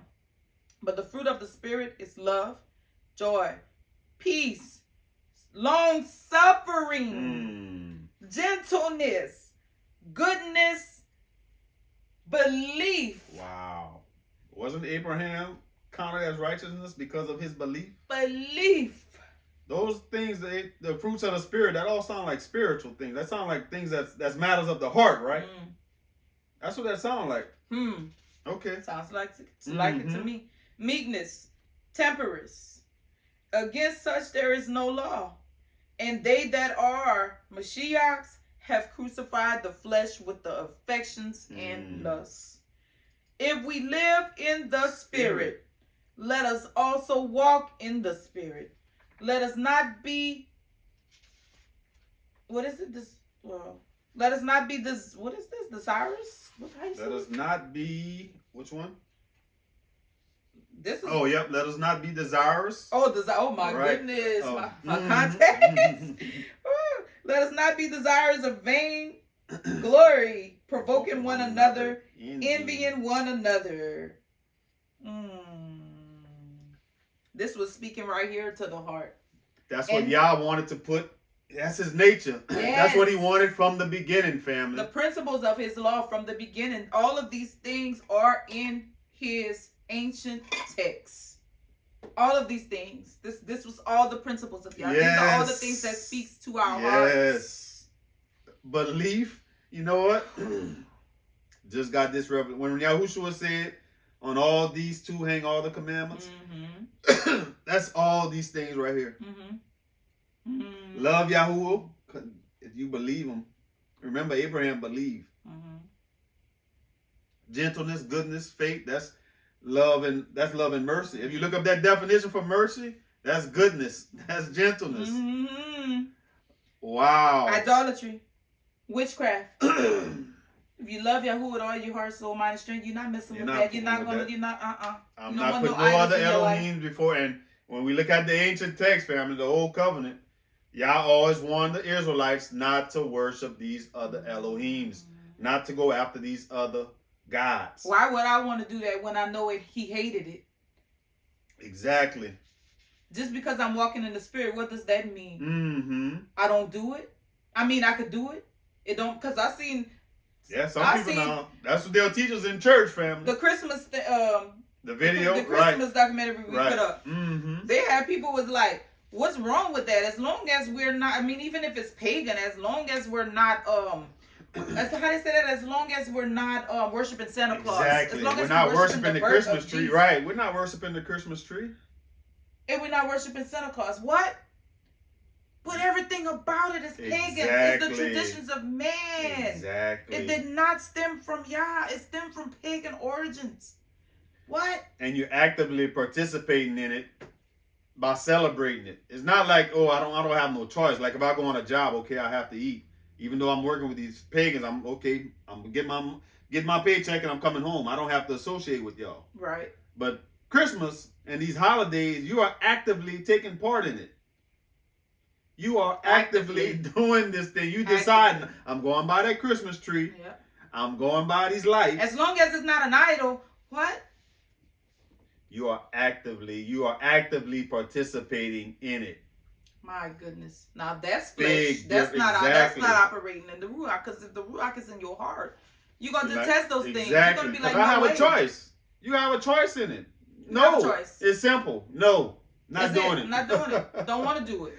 I'm not doing it. That's what Yah said. That's what he requires of us, to act justly. When you have a choice to make a right decision, you do it. You do it. I'm not doing it. You do it, family. I'm not celebrating. Mm-hmm. Family, I know we keeping y'all kind of long, but this is a deep topic, family. I mean, we're going to cut down on some of these scriptures, but we have so many of them. Yes. And again, does that mean, Sister Abiyah, that the law is done away with? Because I know probably our brothers and sisters are thinking it.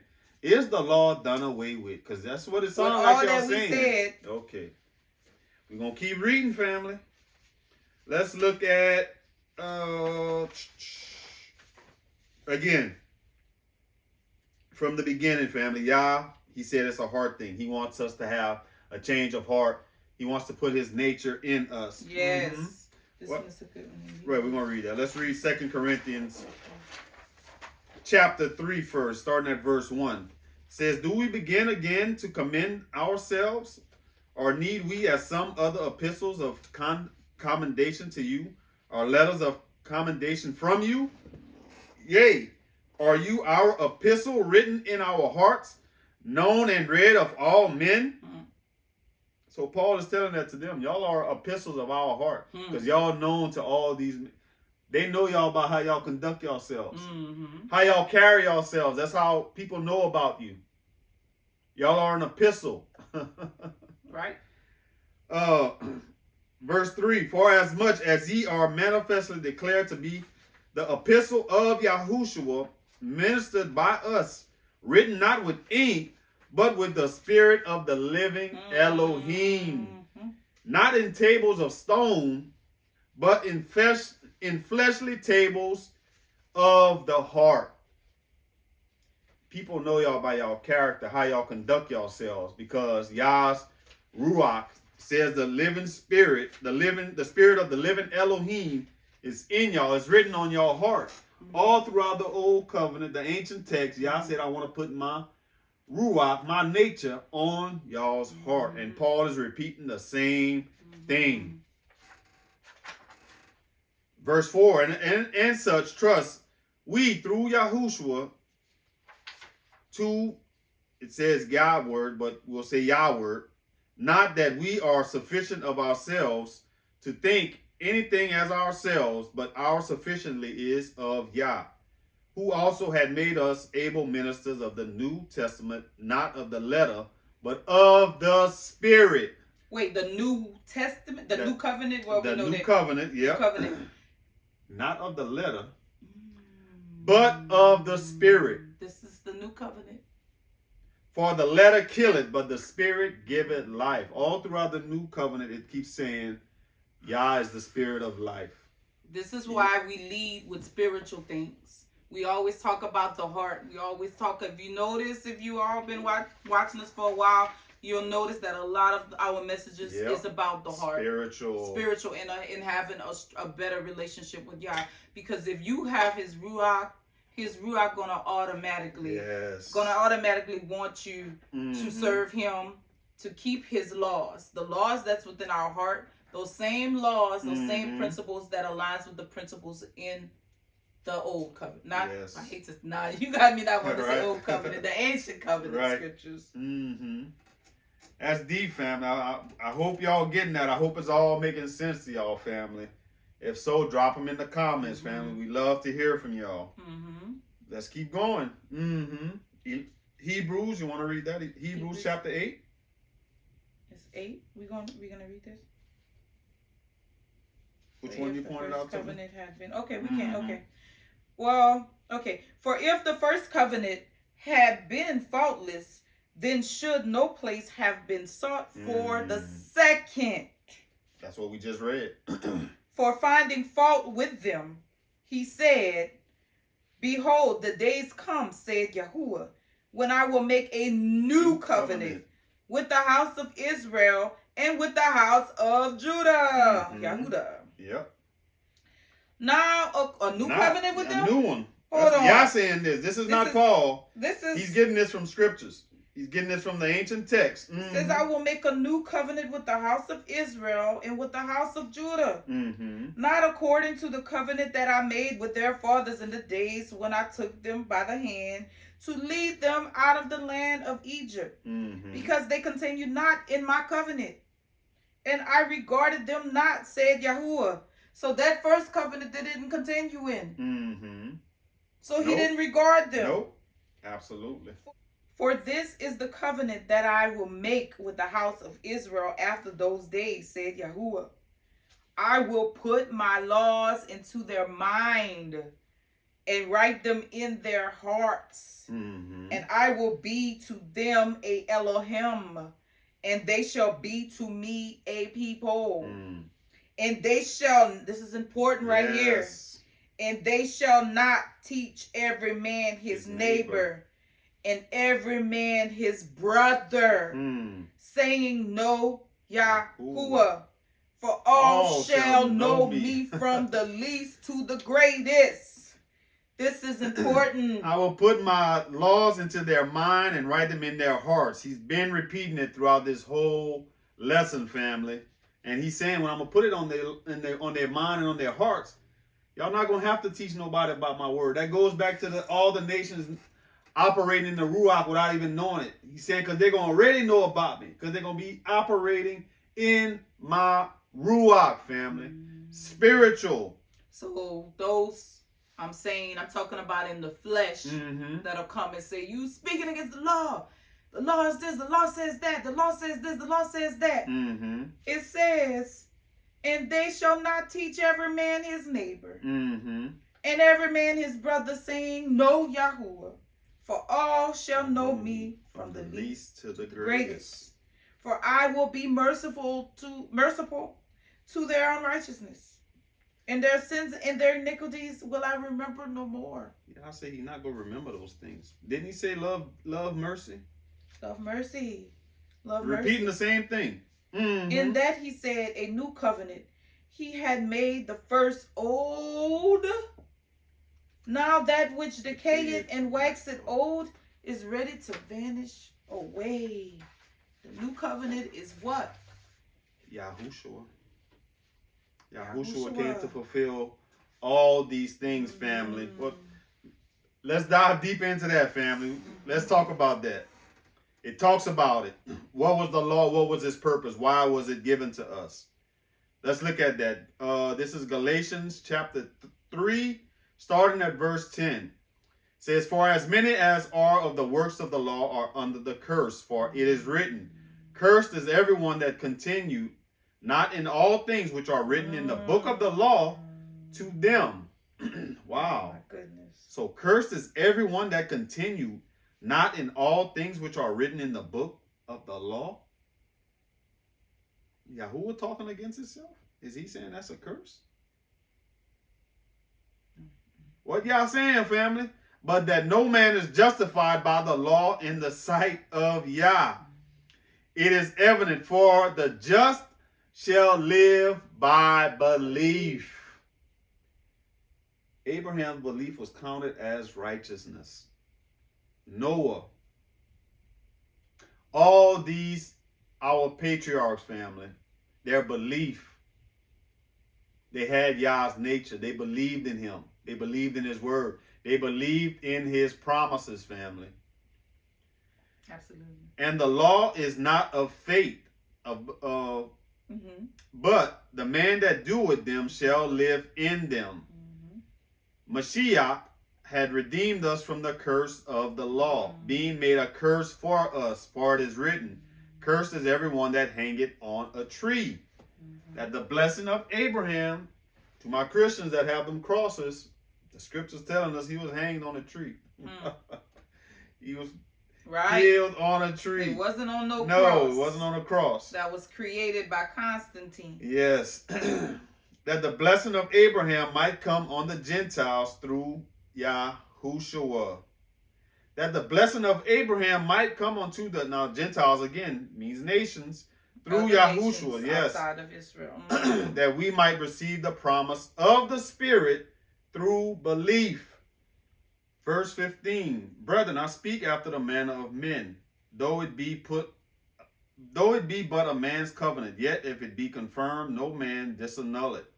Or added thereto, now to Abraham and his seed, where the promise made, he said not, and to seeds as of many, but as of one. And to thy seed, which is Yahushua, and this I say, that the covenant that was confirmed before of Yah in Yahushua, the law, which has 435 years after, cannot disannul, that it should make the promise of none effect. For if the inheritance be of the law, it is no more of promise. For if the inheritance be of the law, it is no more of promise. But Yah gave it to Abraham by promise. That's what we keep saying, family. Those that's put the law before the spiritual. That's not the promise, family. No. Yah wanted our hearts from the very beginning. That's error. That's not it. That is error, and that's what causes, we say this all the time, that's what causes a lot of people to stray away, to fall off. What the scriptures say, it would be better if they had not known the truth, family. Because of this error, putting the law, putting the fleshly works above all, above the spiritual. The spiritual and the belief in Yahushua. That's the most important thing out the gate.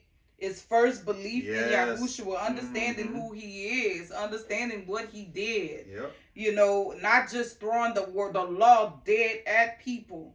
Like I'm just saying, like a driving, like you said, a drive-by and just shooting and and I'm just hitting them with every single law out of the book. Do this, do that. And I mean, and I'm going to tell you guys this. You know what that does? It creates a critical spirit. Yes. It creates a lot of criticism because it's very, you know, it saddens us when we see that. And again, people be thinking sometimes we coming on here and we talking about just our personal experiences. No, we get emails from people. We hear from a lot of people who have who was new in this walk, who have become confused in their walk because they like all of these different things that they have to learn, and they feeling like I'm behind and I'm lost. And really, Yahushua says his yoke is easy and his burden is light. And so it's just understanding that, you know what Yahuwah said, what Yahuwah said? Mercy. Do justly. Come humbly to me. And mercy. It talks about how merciful he is. all the time throughout Scripture. Did he show mercy to David and Bathsheba, who was supposed to die? If y'all didn't catch that, family, go back and listen to that. Under the law of Moses. David and Bathsheba were supposed to die. But Yah showed mercy. He's a merciful Elohim, family. And we're not saying all brothers and sisters are doing that. We're not saying that. But we're talking about those who are boasting in the law. Right. And just throwing the law at people. Right. And making them believe that this is how you come into this knowledge of truth. It is bigger than that. They have to first believe. And they definitely have to believe on Yahushua HaMashiach because he is the new covenant and our mediator. We can't get to the Father but through him. It's impossible. Because there's no more Levite priest, family. If you're going to just focus on the law, how you coming to Yah? How you doing your offerings if where's the Levite priest? You have to go through Yahushua. The sacrifice. There's no belief. It's nothing without Yahushua. It has to go through him. It has to go through him. Nowhere around it. No, there's nowhere around it. Nowhere around it. Verse what? 19.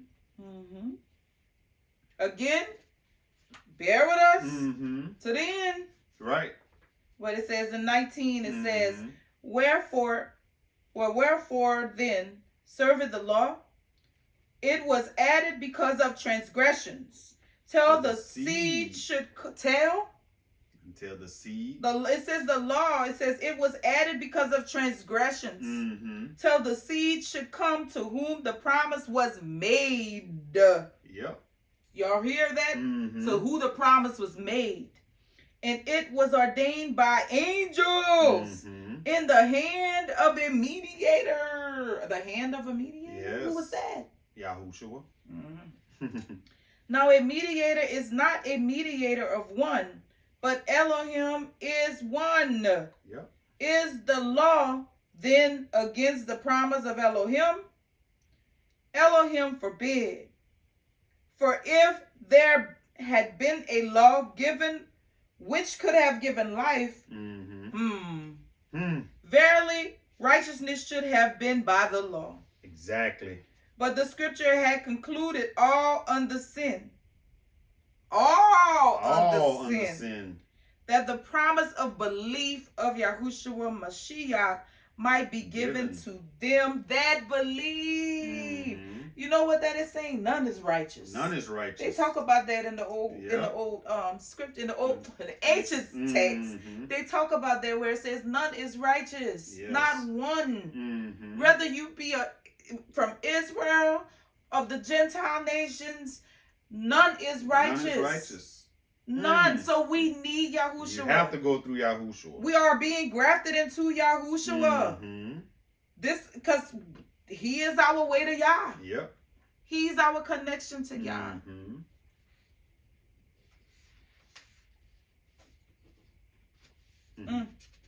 Go ahead. Verse 23. 23. Oh, I was wondering. So it says, but before belief came, we were kept under the law. Y'all listen to this, family.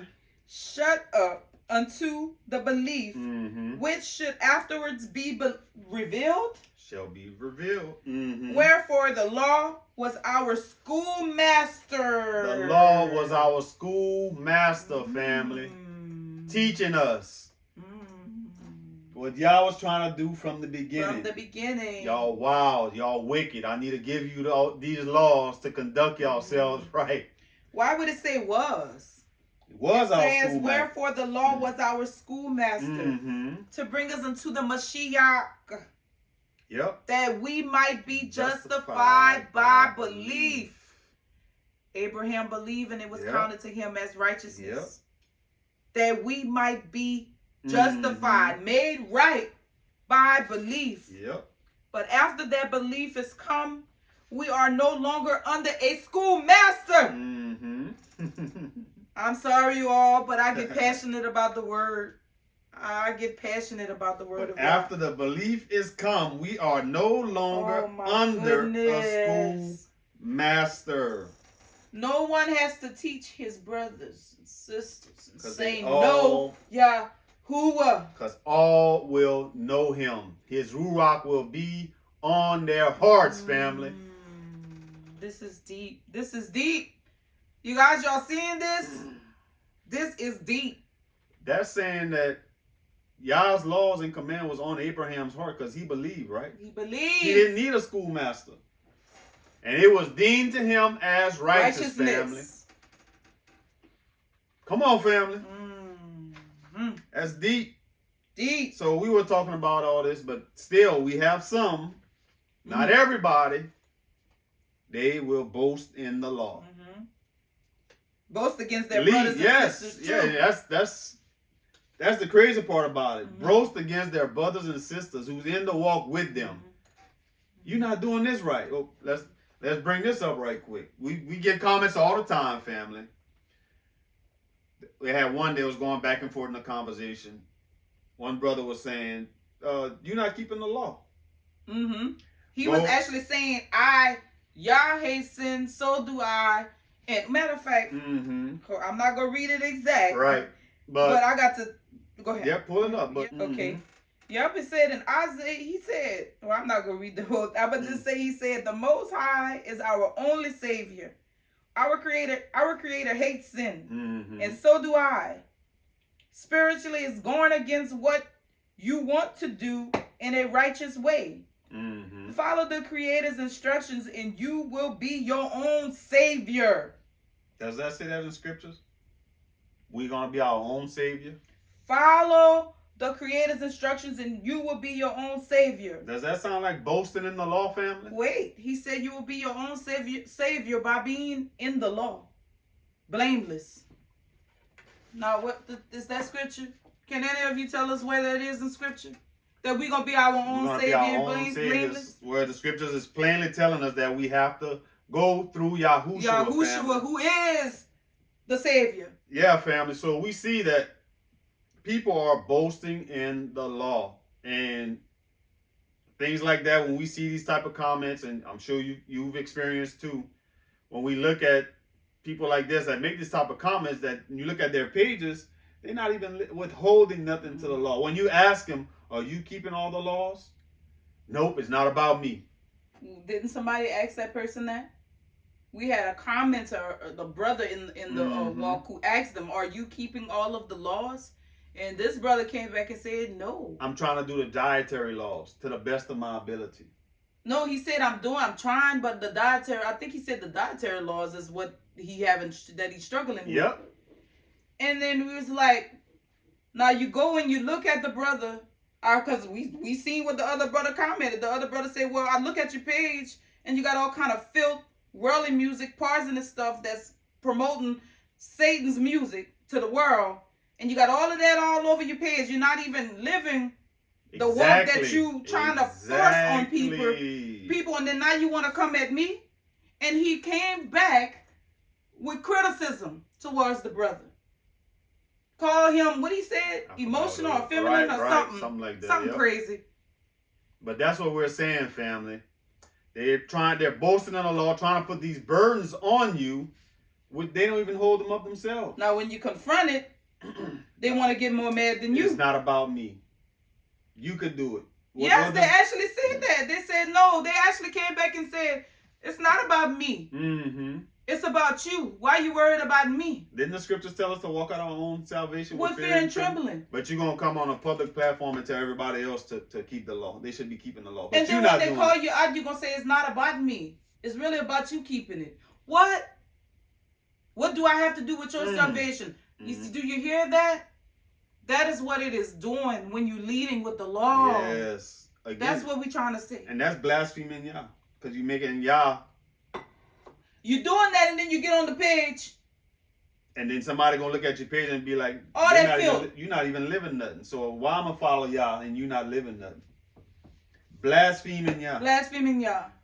Let's look at that. Romans chapter 2, starting at verse 17. Indeed, you are called a Yahudi and rest on the law and make your boast in Yah and know his will and approve the things that are excellent, being instructed out of the law and are confident that you yourself are a guide to the blind, a light to those who are in darkness, an instructor of the foolish, a teacher of babes, having the form of knowledge and truth in the law. Family, how many, and I love my brothers and sisters, oh my goodness, all of them. How many of this, again, what I said this last week, nothing new under the sun, family. This was going on back then. Boasting in the law, claiming to be an instructor, claiming to lead the blind. Just like the brother was, I'm sure he felt like, Pharisees, I'm leading the blind. I'm telling them the right way to go, but you not doing it. How you leading somebody and you not doing it? Now, do you know that's who Yahushua was rebuking, right? Yep. It's not that we trying to come on here and be critical. We just calling stuff out. You know Right. why? Because we genuinely care about our brothers and sisters. Exactly. And we can see what it could lead to. We have, like we say all the time, when we have people that's coming into this walk and babes in this walk, Yep. and they struggling with the walk because of all of these different people that's coming and trying to put them under the law. And I'm like, baby, You gotta sweetheart, put that heart, get that heart right first, baby. family. It's the belief. Get that right, then we can start talking belief. about the other stuff. Then we can start talking about the other stuff. But I understand where they are. I understand why they're there. Right. Because it's confusing them. What about Yahushua? Right. We doing it backwards.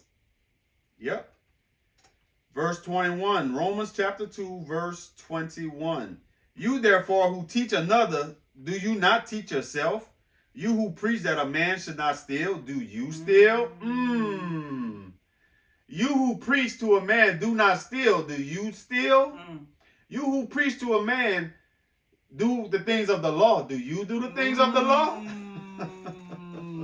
Leading with that, right? Oh my God. Boasting in that. Yes. Are you doing all of that? Be specific. Now when I drill you down, now I'm trying to do the dietary laws. You know what we can ask too? And I'm going to ask everybody on this channel who's watching. What kind of clothes do you have on? Oh, right. What material is your clothing? That's a law, family. Y'all know that's a law? Let's look at that right quick. I'm glad you brought that up. I don't think we talked about it. We never talked about that, but I just thought of that. What material is your clothing? This is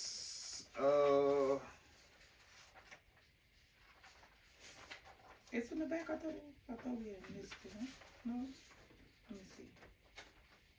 Hold on, family. Give us a sec. Oh, yes. This is Deuteronomy 22, verse 11. Thou shalt not wear a garment of diverse sort, as of woolen and linen together. So we're not just supposed to wear mixed linens. Check y'all tags, family. I'm sure we many of us have 50-50 polyester and cotton. What about your socks? Your shirts? Whatever I don't want to get down and dirty, but everything. Your undergarments, they not cotton. Come on. Polyester. We went rayon. All these things. Again, family, you boasting in the law. That's boasting in the law. And you not keeping the law 100%. But the freedom, huh? But we gonna get to that right. too. Verse 22. You who say do not commit adultery, do you commit adultery? You who abhor idols, do you rob temples? You who make your boast in the law, do you dishonor Yah through breaking the law? Wow. That's a question we have to ask ourselves, family. If we call ourselves boasting in the law, are we dishonoring Yah because we not keeping it? That's why we say don't lead with the law, family. Because if somebody finds out that you're not completely keeping it 100, guess what's going to happen? They coming after you. And now they're going to look at Yah and say, I don't think I want to be a part of this. Because, if that's what it leads to, right. they putting telling everybody to keep the law and doing this and that. And I see they're not fully keeping it. Right. Then what's the use? I'm gonna just stay in Christianity. I'm gonna stay in Christianity. We talking about people that's boasting in it. Right. That's being critical of their brothers and sisters. That's who we're talking about, and we have to call it out. I know sometimes people be like, "Why just keep on, like giving messages and y'all don't worry about that." That's impossible to do, Because think about it. Paul was always calling. Paul was always calling out stuff. That's all the letters. Romans, Galatians, It's impossible Ephesians. to do. Paul was calling stuff out. He was doing that all throughout the scriptures. All throughout the scriptures. And you have to understand too that we also have people, we keep saying that, that comes to us and lets us know what's happening with them. Right. And we could see how it's being a stumbling block to them, to babes in the belief. Right. And so yes, we have to call it out. It's not okay. Right. Verse 24, for the name of Yah is blasphemed among the Gentiles, because Gentiles, again, nations, family, blaspheme among the nations because of you, as it is written. So you call yourself doing something, but you blaspheme in Yah by boasting in the law, family. So we have to be very, very careful. That's like a dishonor to Yah when we saying this and we're boasting in something, and then bam, we showing the people something different. Exactly. That's flesh. That's what they're talking about the carnal. That's not spiritual. Absolutely. So let's kind of close up. Let's wrap up. We know we kept y'all long, family, but this was again one of our most important lessons, because throughout this walk, family, we've been through this. We've been through this cycle. We've seen other people go through it, get confused with the law. Is the law done away with, though? Did we say that in this lesson? Not one time. Did we teach against the law? Not one time. We'd be fools to do that. Why would we teach about a law? That's all. You know what? The law of Yah, when Moses was given the law of Yah, that law is something that is in heaven. This is Yah. A shadow, right, of things to come, right? Yep. Those things are in heaven. This is why Yahushua was talking about not speaking against the law. And he came to complete, he came to fulfill it. But those things are in heaven. This is what we're going to be doing when we leave this earth. Those of us who make it into the kingdom, we got to pray that we be found worthy. But that's what we're going to be doing in the new kingdom. We're going to be doing the complete law. All of those laws that Moses had put on the tables of stone. These things are happening in the heavenly places. It's happening now. Absolutely. Because right now we're in the land of our captivity. We keep saying that certain laws, it was directed towards people in certain areas. They had to be in certain places, times, right. All of these different things. So we have to keep the principles in the law. So yes. Some things we just, it's impossible for us to do. Go and read all those laws and actually ask yourself if you're doing them. 613, family. So, but what we recommending all of this is when you're looking at all these laws, looking at, okay, how does the principle of the law apply to me? What can I take from this where, okay, when he said, don't take all the food out of the field and leave it for your neighbor, leave it for the stranger. That's a heart thing. I could do that wherever I'm at. I can help my neighbor wherever I'm at. Wherever I am.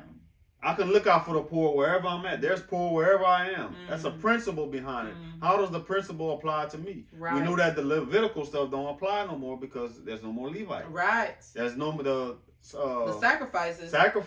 The temple. There's no more temple. So we have to look at the spiritual. That's why Yahushua said, we are living sacrifice unto Yahuwah. We are his temples now. Yes. It's all spiritual things, family. That's what we're trying to say. Right. Right. Absolutely. And it's important to accept that new covenant. Because if you saying, oh, I don't need it, all I need is the law. And Yahushua, that's it. I mean, not Yahushua, Yahuwah in the law, and that's it. Then what is that saying to Yahuwah? Because he told us plenty of times in the old covenant and the new covenant about the new law that will come through Mashiach, Yahushua, his only begotten son. Absolutely. Let's close with these two scriptures. Romans 13, chapter 13, verse 8 through 10. Owe no one anything except to love one another, for he who loves another has fulfilled the law. For he who loves another has fulfilled the law. That goes back to not gleaning your field. That goes back to love mercy. Love exactly. Go to Yahuwah humbly. All these things, treat some, love justice. All these things, family. Standing up for those who can't stand up for themselves. Yes. For the commandments, you shall not commit adultery, you shall not murder, you shall not steal, you shall not bear false witness, you shall not covet, and if there is any other commandment, are all summed up in this saying, namely, you shall love your neighbor as yourself. Love does no harm to a neighbor, therefore love is the fulfillment of the law. Love does no harm to a neighbor. Brother Rasha, Sister Abiel, y'all Christians. Christians talk about love. So because we in this truth, we can't have love. That sounds foolish, but that's in the scriptures. So the scriptures are only for the Christians. Wasn't when Yahushua said the two greatest commandments of all, where all the law and the prophets hang, it was both on love. Love Yah first, love thy neighbor second. Love, love, love. That's all we keep seeing. Yep. Love. Absolutely. Love is the fulfillment of the law. James 2, chapter 2, verses 8 through 10. You want to read that? It says, if you really fulfill the royal law according to scripture, you shall love your neighbor as yourself. You do well. But if you show partiality, you commit sin and are convicted by the law as transgressors. For whoever shall keep the whole law and yet stumble in one point, he is guilty of all. Do you all hear that? Keep the whole law and yet stumble. In one. All you have to do is stumble in one, family. And be guilty of all. Don't boast in the law, family. Don't boast in the law. That's dangerous. Get your heart right first, family. Don't boast in the law. Get your heart right. Open that. What y'all said? He wants us to have an open heart to receive him. Right. He wants us to have a heart to receive him, family. Focus on that. Getting that right. Then you can worry about these other things. Then you can start looking at these other things. That's different. And let Yah lead you and guide you in how he wants you to do these things. Right. And it's different if you, like, say, if you're doing a scripture study or something like that with your brothers and sisters, and then you all going into the law and learning, and then figuring out, okay, the spiritual parts of it, the spiritual aspects and the principles, that's totally different. But if you're leading with that when it comes to salvation, we gotta ask ourselves. We done covered a lot, and that's not even everything. That's not everything. That's not everything. To stop, family. So we had to stop. We're gonna come with another version of this, and we're gonna go a little bit deeper. Because it's so much more, and we covered a lot. We covered a lot. This is one of our longest lessons, family. Longest teaching, but it's important. It's important because, like Sister Abby, I was saying, we're getting a ton of messages about this. I mean, this stuff it breaks up homes, it breaks up friendships. It stops people from following certain ministries, and then I mean it's a lot. I mean people fall away from the faith behind this. All these because you focus on the physical things, carnal things. You focus on the carnal things. We talked about the brother a while back. Brother, a grown man went do all the physical things. Didn't focus on this first. Didn't last 2 years in the walk. And it's not to criticize. It's not criticized, but we showing y'all the lesson in it. Right. Focus on this first. And it was more of teaching the law. Everything was about the law, the law. I want to teach you the law. Boasting in the law. Now 2 years later, you're not even in the walk no more. So what have you done to all those that was? You blaspheme Yah. And then not talking against it. Exactly. So we have to be careful, all of us, and actually examine ourselves every day. Every day, and be humble. Because we can boast in the law all we want, but the truth is we all fall short of the esteem of Yah. We all fall short of the glory. Because we all have sin dwelling in us. This is the purpose of why we need Yahushua to help us, because he helps us to overcome those things and help us to pretty much, he brings perfection to the imperfect because we're fallible. We'll never be completely perfect until we get these new bodies and come out of this flesh. As long as we have this flesh, we'll never be perfect. Never be perfect. We'll never find completeness in this flesh. Right. But the spirit, Yes. It's going to cause us to walk in Yes. Yah's ways and Yes. to hate sin. Yes. Because Yah hates sin. Yep. And I'll just close with this, Charlotte, because I'm sure a lot of them, they're probably asking, but brothers, Rasha, Sister Abiel, y'all don't do the Sabbath, y'all don't do the feast, y'all talking about all this stuff. What, y'all don't do that? Family, for the feast, we did a whole feast video. Go Yes. check it out. So, Kind of talked about the Sabbath. right, we a little talked bit about too. that a little bit too. We're gonna do a lesson just on the Sabbath. Right. So, family, what we'll say about that is pray to Yah, let Him lead you and guide you in all these things, on how He wants you to acknowledge it, how He wants you to do it, what you feel, not you feel, but what He leads you to do regarding these things with fear and trembling. It's not about what Sister Abiel do or what Brother Rasha do. It's what you pray to Yah about what He wants you to do. We do our own thing. Let Yah lead you and guide. We pray to Yah about this, how to do these certain things. This is not what we live and how we want to live. We'll just say this. When we do those things, we look at it as a memorial to our ancestors, because we know that we are not doing it 100% right. That's why y'all don't hear us coming on here bragging about it. Oh, this is what we doing. We're not about to boast in no laws. Y'all don't hear us doing that. We love our brothers and sisters that do it. That's showing, reverence to what our ancestors went through. That's beautiful. That's beautiful. The brothers that's gathering together on the Sabbath, like we do and all that. That's beautiful. Right. But we know, and we ain't saying we don't. We ain't saying that we don't we don't do it neither. We just telling you all. We don't want you to be looking at us like, let us follow what they're doing. Right. Because they have some people, believe it or not, who will come into this walk and they'll follow somebody and then they'll be like, oh, what y'all doing? Okay, and then they try to do what we doing.